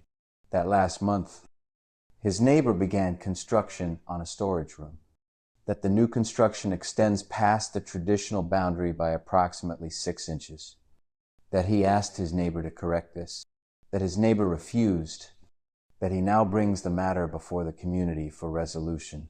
His presentation is simple, factual, designed to make his position seem reasonable and his neighbor's behavior seem unreasonable. He's not yelling. He's not making dramatic accusations. He's just explaining what happened, what he believes the facts are, why he thinks the community should support his position. This is how you present disputes in Mesopotamia, calmly, factually, with respect for the collective judgment of your neighbors. The second man responds. He tells a different story. He agrees that construction occurred. He agrees that a storage room was built, but he insists that the boundary has always been ambiguous, that the exact location of the property line has never been formally established, that his construction falls well within what he believes to be his legitimate property. He suggests that his neighbor is making trouble over nothing, that 6 inches of wall shouldn't matter, that neighbors should be able to work out minor differences without involving the entire community. The two accounts contradict each other. Both men speak calmly. Both present themselves as reasonable people dealing with an unreasonable neighbor. Both appeal to fairness, to tradition, to the community's sense of what's right. You watch and listen and realize that truth, in the objective sense of what actually happened, is almost irrelevant. What matters is which story the community finds more convincing, which man presents himself better, who has more social credit from past behavior, who seems more reasonable in this moment. The elder who called the disputants forward now asks if anyone has information relevant to the case. This is the moment when witnesses speak, when neighbors who've observed the situation offer their perspectives. Several people respond. An old woman who lives nearby says she remembers when both compounds were first built. Says she's certain the boundary has always been where the first man claims it is. A younger man supports the second disputant. Says he helped with the storage room construction. Says they were careful to stay on the right side of the property line. The testimonies contradict each other. The witnesses are describing the same physical reality, but interpreting it differently, or remembering it differently, or possibly lying to support neighbors they're allied with. You can't tell which, maybe all of those things simultaneously. Memory is unreliable. Self-interest shapes perception. Social bonds influence testimony. The search for objective truth gives way to the reality of competing narratives, each supported by some witnesses, each plausible enough to warrant consideration. More people speak. Some offer direct observations about the boundary. Others talk about the character of the disputants. He's always been fair in his dealings. Someone says about the first man, he helped my family during the harvest failure 3 years ago. Someone else says about the second man. The dispute about 6 inches of wall becomes a referendum on the entire social standing of both men. Their reputations are being assessed publicly. Their past behaviors weighed. Their community value calculated. You say nothing. You're too new to have relevant information, too marginal to have an opinion that matters. But you're expected to be present, expected to witness, expected to participate in the collective judgment, even if your participation is mostly silent. Observation. This is how neighborhood justice works. Everyone present, everyone aware, everyone complicit in whatever resolution emerges. The discussion continues for what feels like hours, but is probably only 30 or 40 minutes. People eat while they talk. Beer jars circulating, keeping the atmosphere from becoming too tense. The combination of serious business and casual eating creates a strange tone. Part trial, part dinner party, part community meeting. Nobody's pretending this is purely formal justice. Everyone knows this is also social performance, an opportunity to reinforce bonds and demonstrate wisdom and participate in collective decision-making. Finally, the elders confer among themselves. 3 old men, heads together, speaking in low voices, weighing the testimonies, considering the characters of the disputants, calculating what resolution will satisfy the most people and create the least ongoing resentment. They're not looking for perfect justice. They're looking for acceptable compromise, for a solution that both men can live with. Even if neither is completely happy, the eldest speaks. His judgment is that the boundary should be formally marked in a way that splits the disputed distance. 3 inches each side. Neither man gets everything he wanted. Both men lose something, but the loss is equal. Is fair in the sense that both suffer the same small defeat. The elder explains that neighbors must live beside each other for years, probably for life, and maintaining peace is more important than winning disputes. 3 inches each side.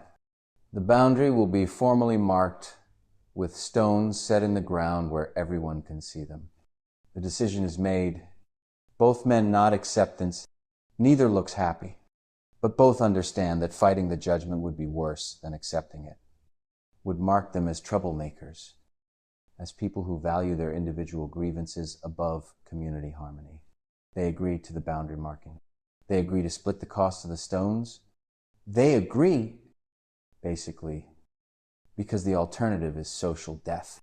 The gathering applauds lightly. not celebrating anyone's victory, but acknowledging that resolution has been reached, that the process worked, that the community successfully negotiated a conflict without violence, without permanent rupture, without one party being completely crushed. This is success. Not because justice was perfectly achieved, but because peace was preserved. The meal continues, and people eat more fish, drink more beer, discuss other matters. The dispute fades into the general noise of community life. In a few days, the boundary stones will be set. In a few months, most people will forget the specifics of what happened. But the memory that disputes can be resolved through communal meals, through public discussion, through collective judgment, that memory remains. That memory is the foundation of urban order. Later in the evening, you observe another kind of negotiation. Two families sitting near each other. Not by accident, they're discussing marriage. Not formally, not yet, but exploring possibilities. The families have a son and a daughter of appropriate ages. The families are compatible in status and resources. A marriage would benefit both sides, creating alliance, pooling resources, establishing kinship, where previously there was only neighborly connection. The discussion happens in low voices, casual seeming, embedded in the general socializing of the meal, but everyone nearby is aware of what's happening. Everyone watches peripherally while pretending not to. Because this negotiation, if successful, will reorganize social relationships throughout the neighborhood, will create new obligations, new alliances, new networks of mutual support. The families are assessing each other, not just wealth, though wealth matters. They're evaluating behavior. How does this family conduct itself at gatherings? Are they generous with food and beer? Do they honor their obligations? How do they treat lower status neighbors? Do they drink too much and become problems? Are they reliable, trustworthy? The kind of family you'd want connected to yours through marriage. You watch the parents watching each other while they eat. The conversation is about farming, about irrigation schedules, about completely mundane topics, but underneath the surface talk. Evaluation is happening. Both sides are performing competence, demonstrating that they're worthy partners, showing that their family would be a good addition to the other family's social network. The feast provides the venue for this performance. The meal creates the context where evaluation can happen naturally, where behaviors reveal character, where family dynamics become visible. The young man and young woman in question sit quietly nearby, knowing they're the objects of negotiation, but having no voice in the process. Their preferences, their attractions, their desires. These are irrelevant, or at least secondary. Marriage isn't about individual happiness. Marriage is alliance, is strategy, is the merging of family resources and obligations. The young people will marry who their families decide they'll marry. And probably they'll be fine. Probably they'll develop affection over years of shared life. Or at least they'll develop functional cooperation, which is close enough. You think about your own potential marriage prospects. If you stay in this city long enough to establish yourself, to accumulate enough social capital to be worth marrying into, these feasts are where such negotiations happen, where families assess each other, where alliances are formed through careful observation and even more careful performance. You're being evaluated constantly, even when you're not aware of it. Your behavior at every feast contributes to your reputation, your marriageability, your value in the social marketplace. Across the courtyard, you notice a merchant from another district attending this neighborhood gathering. He's not a resident here. His presence is notable, unusual enough to attract attention. He's seated carefully, not too close to the most important families, but not so far away as to be insulting. Exactly in the position that communicates, I'm a visitor. I'm welcome. I'm useful. I'm not claiming to belong here. He's served the same food as everyone else. This is important. This is the message: we treat visitors fairly. We don't poison foreigners. We can be trusted.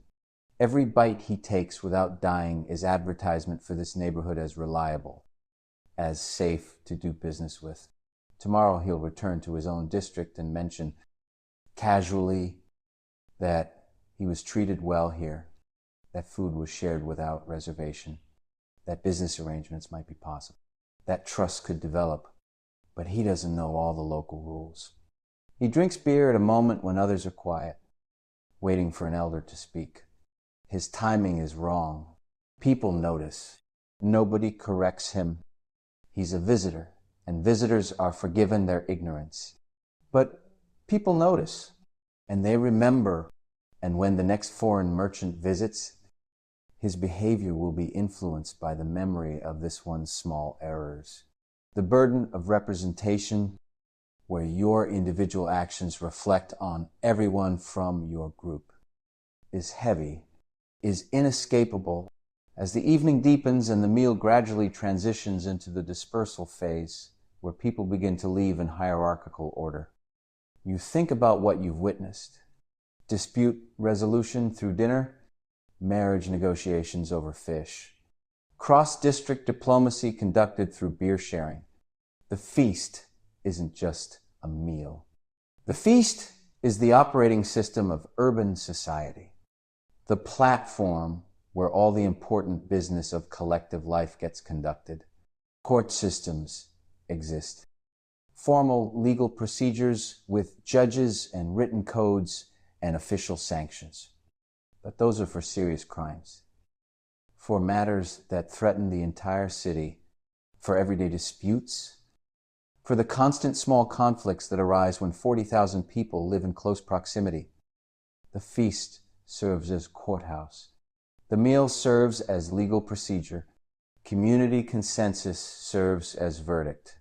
This system works because everyone knows they'll face judgment eventually. Everyone knows their behavior is being observed, recorded in the collective memory of their neighbors.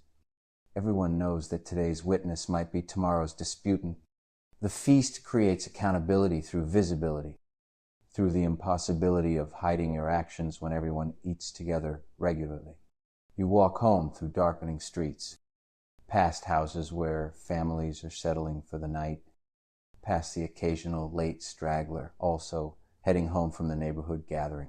The evening was exhausting in that particular way, that social obligations are exhausting, where you haven't done physical labor, but your mind is tired from constant awareness, constant performance, constant navigation of social complexity, but you're also satisfied.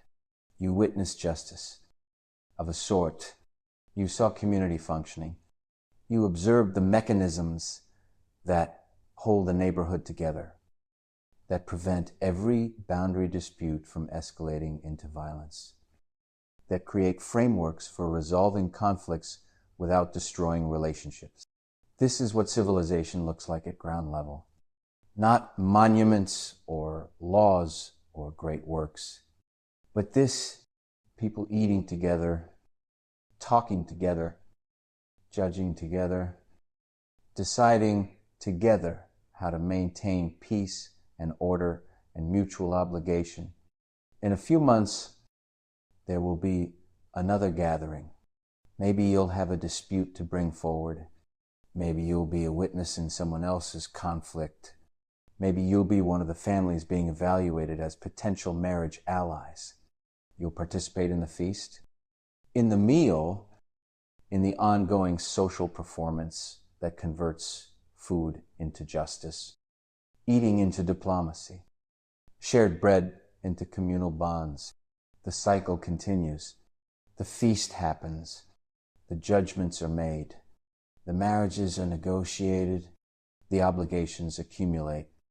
And through it all, through this endless succession of shared meals and public performances and collective decisions, the city holds together, not through force, though force is available when needed, not through wealth, though wealth influences outcomes, but through the whispered negotiations and public judgments and careful performances that happen every time people sit down to eat together. You reach your dwelling, tired and full and socially exhausted. Tomorrow there will be work. The day after, more work. The normal rhythm of urban life. Grinding grain and hauling water and doing whatever labor sustains your existence here. But in a few months, there will be another feast, another gathering, another opportunity to participate in the collective life of the city, to perform your role, to contribute to the social mechanisms that make it possible for 40,000 people to live together without constant violence. This is the bargain. This is what you get for living in a city. You surrender privacy. You surrender the right to resolve conflicts privately. You surrender control over major life decisions like marriage. But in exchange, you get justice. You get protection. You get access to the collective resources and knowledge of thousands of people. You get to be part of something larger than yourself. Whether that's a good bargain depends on your perspective, on your temperament, on what you value. But it's the only bargain available. The feast is mandatory. The performance is required. The obligations are inescapable. You can participate willingly or reluctantly, but you will participate, because the alternative is exile, is removal from the social networks that make survival possible, is being cut off from the very systems that turn a collection of individuals into something approaching a community.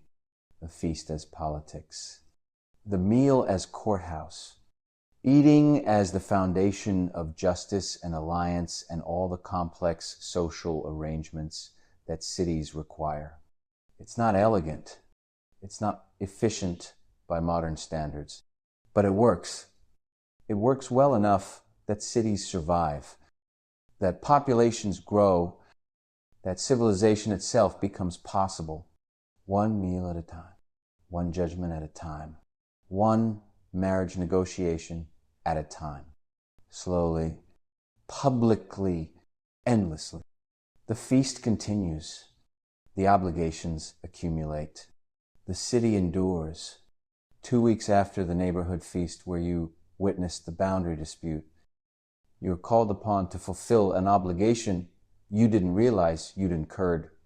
A neighbor, someone you barely know beyond nodding acknowledgement in the street, appears at your dwelling in the morning. She explains that her family is hosting a small gathering. Nothing major, just a meal for their daughter's coming-of-age ceremony. Your presence would honor them. Your attendance would be appreciated. This is not an invitation. This is a summons. This is the obligation economy in action, the invisible ledger being balanced.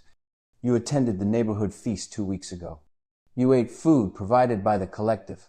You witnessed the dispute resolution. You participated in communal life. And now participation demands reciprocation. You must attend this family's gathering, must witness their ceremony, must eat their food and thereby acknowledge your ongoing membership in the social network that makes urban life possible. You agree.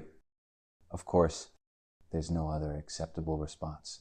Refusing would mark you as antisocial, as someone who takes from the community without giving back, as a person whose future request for help or witness or support would be remembered and possibly denied. So you smile. You express gratitude for the invitation that isn't really an invitation, and you promise to attend. The woman nods, satisfied, and moves on to notify the next household on her list of required attendees. This is how it works. This is the aftermath of every feast. The obligations created don't disappear when the meal ends. They ripple outward, creating networks of debt and duty that can be called in at any time, that accumulate over years, that eventually become so complex that nobody can fully track who owes what to whom. You just know that participating in community meals creates obligations, and those obligations must be honored when called. And refusing to honor them means exile from the very networks that make survival possible. You spend the day thinking about these obligations, about the invisible web of social debt you've been accumulating since arriving in this city. Every feast attended is debt incurred. Every shared meal is investment in social capital that may or may not pay dividends later. You're building a reputation slowly through attendance and appropriate behavior and meeting obligations when they're called in. But you're also becoming entangled in networks you don't fully understand, committed to people you barely know, obligated to attend gatherings you might prefer to skip. This is the price of civilization. This is what it costs to be part of a community rather than an isolated individual. Your time is no longer fully your own. Your calendar is determined partly by your own needs and partly by the social obligations that others can invoke. You attend because you must attend. You participate because participation is mandatory. And in exchange, you receive the right to invoke similar obligations from others when you need help, when you host your own gathering, when you require witnesses or support or assistance. The evening of the coming-of-age feast arrives. You walk through streets now familiar, past houses and courtyards you've learned to recognize, toward a family compound you've never entered before. The smell of cooking food guides you as much as your knowledge of the address. Lamb. You think someone is roasting a lamb, which is expensive, which signals that this family is spending considerable resources on their daughter's ceremony, which creates pressure on everyone attending to reciprocate with similarly generous hospitality when their own important occasions arrive. The gathering is smaller than the neighborhood feast you attended earlier. Maybe 20 families, perhaps 30 people total, intimate by feast standards, though still large enough to be public, to have witnesses, to create the sense of communal participation that validates the ceremony. The daughter being honored stands near her mother, looking uncomfortable in ceremonial clothing, probably wishing this would be over quickly, but understanding that suffering through public attention is part of becoming an adult. The usual rituals proceed. Brief prayers, symbolic offerings, acknowledgement that this girl becoming woman is now ready to assume adult responsibilities in the community. She's 13, which makes her an adult by local standards, old enough to marry, to work full adult labor, to participate in decision-making within her family. The ceremony marks this transition, makes it public, creates witnesses who can testify that, yes, she's now an adult. Her actions now carry adult consequences. She can no longer claim the protections of childhood. Food is distributed. The lamb is indeed lamb, roasted carefully, seasoned with herbs that are expensive and probably imported. The family is demonstrating their resources, showing that they can afford quality food for important occasions, sending signals about their status and their expectations for their daughter's marriage prospects. This isn't just feeding people. This is advertising. This is demonstrating value in the marriage market. You eat slowly, the lamb tender and flavorful, better than anything you've eaten in weeks. The family's investment in this meal is substantial, probably represents savings accumulated over months, resources diverted from other needs to create this moment of public generosity. They're buying something with this meal. buying reputation, buying status, buying the obligation that everyone here now owes them, obligation that can be called in when their daughter marries, when they need help with some project, when they require witnesses or support for any reason. The girl's father stands and speaks. Not long. The speeches at these gatherings are brief because everyone's attention span is limited and people came to eat, not to listen to lengthy orations. He thanks everyone for attending. He expresses hope that his daughter will grow into a respected woman, will marry well, will bring honor to her family. He asks the community to witness that his daughter is now an adult, to remember this moment, to treat her accordingly from this day forward. Everyone murmurs approval. Everyone eats. The ceremony is complete. A girl has become a woman through the simple act of declaring it so in front of witnesses while providing lamb and bread and beer. The biological reality of her maturation is irrelevant. What matters is the social recognition, the public acknowledgement, the collective agreement that yes, from this moment, she is an adult. The feast makes it real. The shared meal validates the transformation. As eating continues, conversations drift to other topics, the usual subjects: irrigation and flooding, harvest prospects, temple politics, family alliances. Nobody discusses the girl directly. That would be impolite now that she's an adult and can hear what's being said about her. But people discuss marriage prospects in general. The quality of recent unions, families looking for suitable partners for their children. The girl's availability is advertised through absence of mention, through the understood fact that her coming-of-age ceremony means her family is now open to marriage negotiations. You watch the social machinery operate.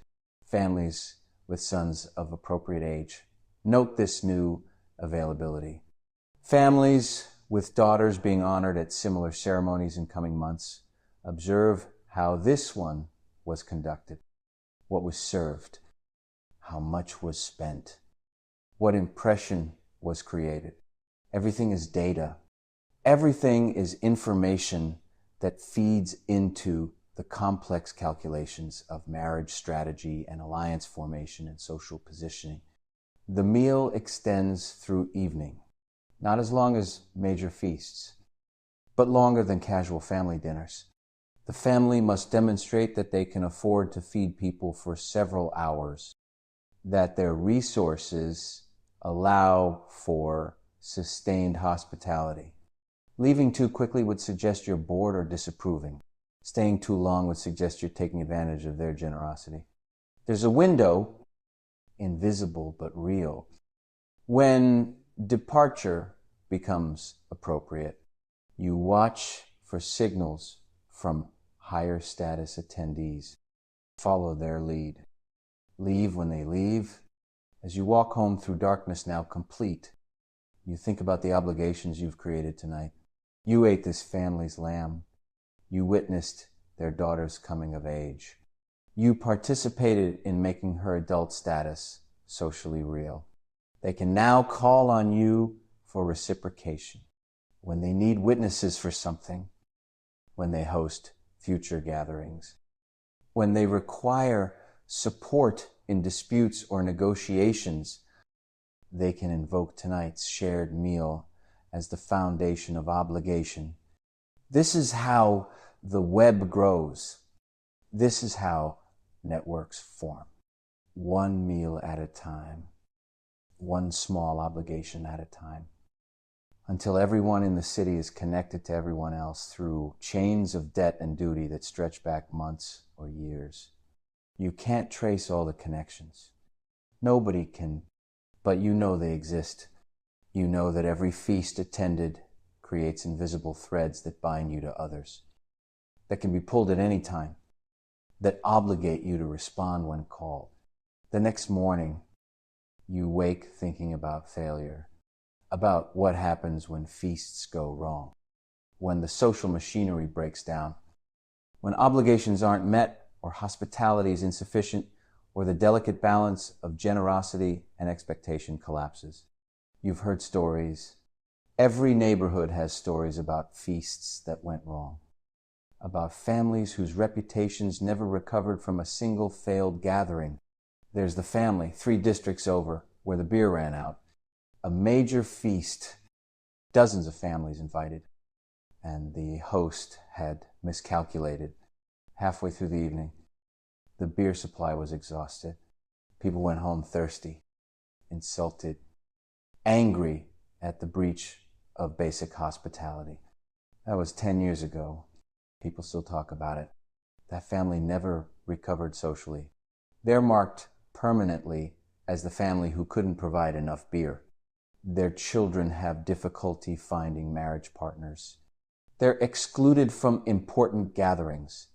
One failed feast destroyed their social standing for a generation. Or the merchant who served spoiled fish, not intentionally. He'd been assured by the fishermen that the catch was fresh. But something had gone wrong. The preservation had failed, and half the guests at his feast became violently ill. Nobody died, but the reputation damage was catastrophic. Nobody trusts his hospitality now. Nobody accepts his invitations. He's effectively exiled without leaving the city, cut off from the social networks that make commerce possible. His business has suffered accordingly. Failed feast, failed life. These stories circulate as warnings, as reminders that feasts are serious business, that the stakes are high, that failure isn't just embarrassing but potentially catastrophic. You prepare for feasts with genuine anxiety, knowing that your entire social standing rides on having enough food, on the beer being good, on nothing spoiling or running short or going wrong in any of the 1,000 ways that meals can fail. This is why feast preparation takes days, why people obsess over details, why quality control is paranoid and excessive, why beer is tasted multiple times, why bread quantities are calculated and recalculated, why fish is checked obsessively for signs of spoilage, because the cost of failure is too high, because one bad feast can erase years of careful reputation building, because in a city where social capital is the only reliable form of wealth, losing face means losing everything. You think about your own eventual feast, whenever that might be. You'll need to host eventually. Reciprocity demands it. All these meals you're attending, all these obligations you're incurring, they'll need to be repaid. You'll need to provide food and beer and hospitality at a level that matches what you've received. This thought creates anxiety that sits in your stomach like undigested bread. How will you afford it? How will you calculate quantities correctly? How will you avoid becoming one of those cautionary tales about failed hospitality? But you also think about what survives, about the elements of Mesopotamian feast culture that will persist long after this civilization collapses. Long after cuneiform stops being written and ziggurats crumble into dust, the communal meal as social technology, as the platform for conducting civic business, as the mechanism for creating and maintaining obligations. This survives. You can see echoes of it everywhere in modern life. If you know to look, church potlucks where community members bring dishes to share, where social bonds are reinforced through eating together, where disputes get quietly resolved and alliances get quietly formed while passing casseroles and talking about weather. These are Mesopotamian feasts, stripped of explicit religious ritual, but maintaining the same social function. Bringing food, sharing food, creating obligation through participation, using meals as the context for community business. Thanksgiving dinners where extended families gather, where social hierarchies are performed through seating arrangements and serving order, where younger generations watch and learn unspoken rules about who matters and how to behave in groups. The family members who host take on enormous stress, obsessing over having enough food, over preparations being perfect, knowing that failure will be remembered and discussed for years. This is Mesopotamian feast anxiety, transported 4,000 years into the future and across an ocean.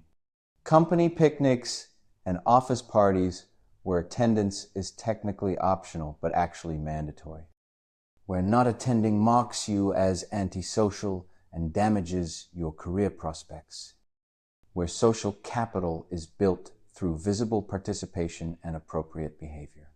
These are feast obligations in corporate form. The food is different. The context is different. But the underlying social mechanics are identical to what you're experiencing here in ancient Uruk. Neighborhood barbecues where residents gather, where the quality of your contribution gets noticed and remembered, where being the person who brings store-bought cookies when everyone else made food from scratch marks you as insufficiently invested in community, where disputes get addressed informally, where alliances form, where social order is maintained through the soft power of shared meals and collective judgment. Mesopotamian neighborhood feasts, renamed but not fundamentally changed. The Mesopotamians didn't invent communal eating. Obviously, humans have been eating together since before humans were humans, since our pre-human ancestors shared food around fires.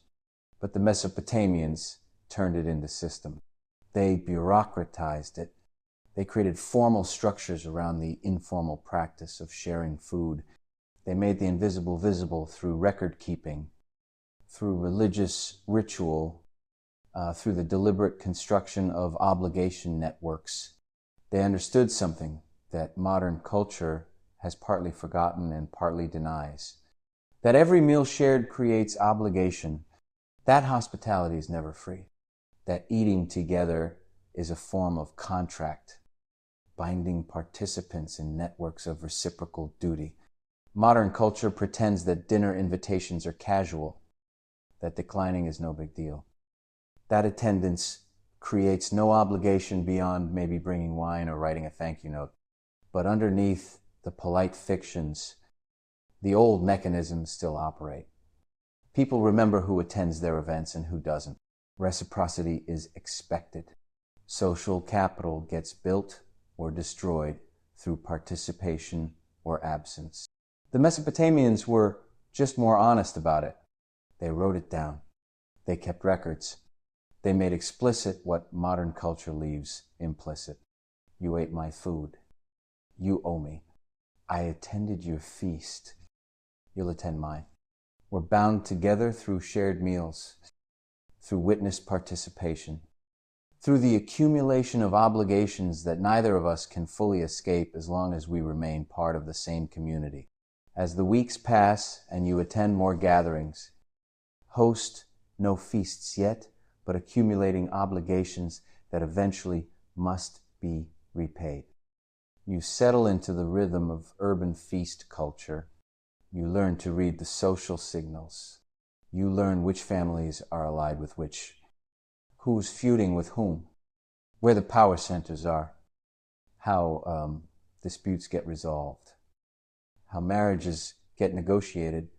You learn by watching, by listening, by participating in the endless cycle of shared meals that constitute the social life of the city. The feasts blend together in memory after a while. Individual meals become indistinguishable, merging into a general impression of eating fish and bread and drinking beer while navigating social complexity. But certain moments remain distinct.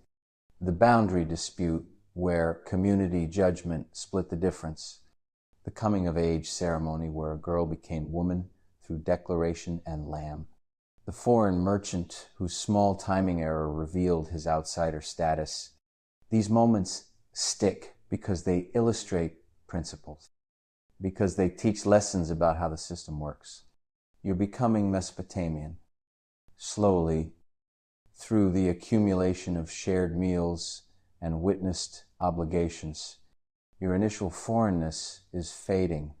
People are learning to recognize you, to know your face, to have opinions about your reliability and your potential value as an alliance partner or witness or source of support.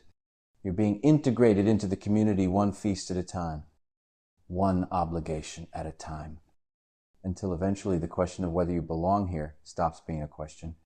You belong because you participate.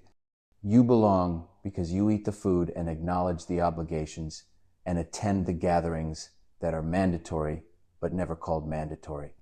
Late one evening, after yet another neighborhood feast, you sit alone in your dwelling thinking about what you've learned, about the whispered rituals that give this entire series its name.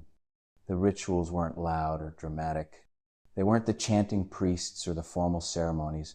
They were the quiet negotiations, the subtle signals, the unspoken agreements that happen in the spaces between official proceedings. The whisper when someone indicated which family was looking for marriage partners. The quiet aside where obligation was acknowledged and reciprocation promised. The subtle shift in seating that signaled the dispute was being resolved or an alliance was forming. The careful avoidance of certain topics that might cause offense. The knowing glance when someone behaved inappropriately. These were the real rituals. These were the mechanisms that made the system work. Not the dramatic moments, but the subtle ones. Not the official ceremonies, but the informal negotiations. Not what was said loudly, but what was communicated quietly. Through gesture and position and careful word choice and deliberate omission. The feasts were theater.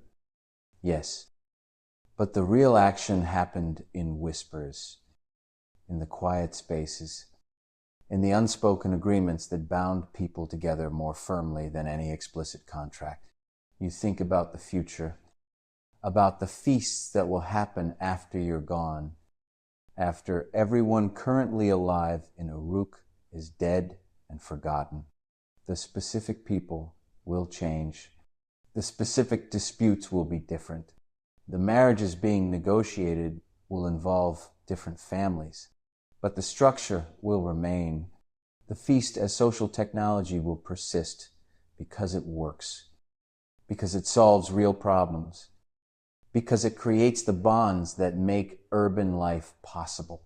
Thousands of years from now, you imagine, people will still gather to eat together. They'll still use meals as the context for conducting social business. They'll still create obligations through shared food. They'll still negotiate marriages and resolve disputes and form alliances while breaking bread together. The details will change. The technology will advance, but the fundamental human need to mark important moments with communal meals, to use eating as the medium for creating social bonds, that will remain. The feast is older than civilization, but civilization made it systematic, made it bureaucratic, made it the foundation of urban order. The Mesopotamians took the simple human pleasure of eating together and transformed it into complex social machinery that could organize thousands of people, could create obligations that spanned generations, could maintain order without constant violence. They turned dinner into diplomacy. They turned bread into binding contracts. They turned beer into social glue. As you finally drift toward sleep, exhausted by another day of navigation through social complexity, through obligation and reciprocity, and the endless performance of appropriate urban behavior. You hear faint sounds from nearby courtyards, grinding stones, always grinding stones. someone preparing grain for tomorrow's bread. The sound is familiar now, comforting in its constancy. The grinding continues. The bread will be made. The feasts will happen. The obligations will accumulate. The whispered rituals will bind people together in networks of mutual dependence that make cities possible. This is civilization, not the monuments or the laws or the great works that will be remembered by history. But this, the feast, the gathering, the slow, patient construction of social order through thousands of shared meals, the whispered agreements and quiet negotiations and subtle signals that convert strangers into neighbors, neighbors into community, community into something approaching society. The grinding stones fall silent. Someone has prepared enough flour for now. Tomorrow the work begins again. Tomorrow there will be more obligations to fulfill, more gatherings to attend, more food to share, more bonds to create and maintain. The cycle continues. The feast endures. And through it all, through this endless succession of meals and obligations and performances, the city holds together slowly, quietly, through whispers, through rituals so subtle they're almost invisible, through the patient accumulation of shared food and mutual debt that makes urban life possible. One meal at a time, one obligation at a time, one whispered agreement at a time. The feasts will continue long after you're gone, long after this city crumbles, long after Mesopotamian civilization collapses and cuneiform stops being written, and the gods whose names are invoked at every gathering are forgotten. The feasts will continue because humans need them, need the structure they provide, need the obligations they create, need the social bonds that form when people sit together and eat together and agree tacitly that yes, we are community, we are connected, we are bound by these meals we share. This is the legacy, not written in clay tablets or carved in stone monuments, but preserved in human behavior, in social patterns, in the persistent understanding that important things happen when people eat together. The whispered rituals of ancient Mesopotamian communal feasts echo forward through time, shaping how humans gather, how communities form, how societies maintain themselves. The names change, the languages change, the specific foods change, but the fundamental pattern remains. Share food, create obligation, build community, one meal at a time, slowly, quietly, forever.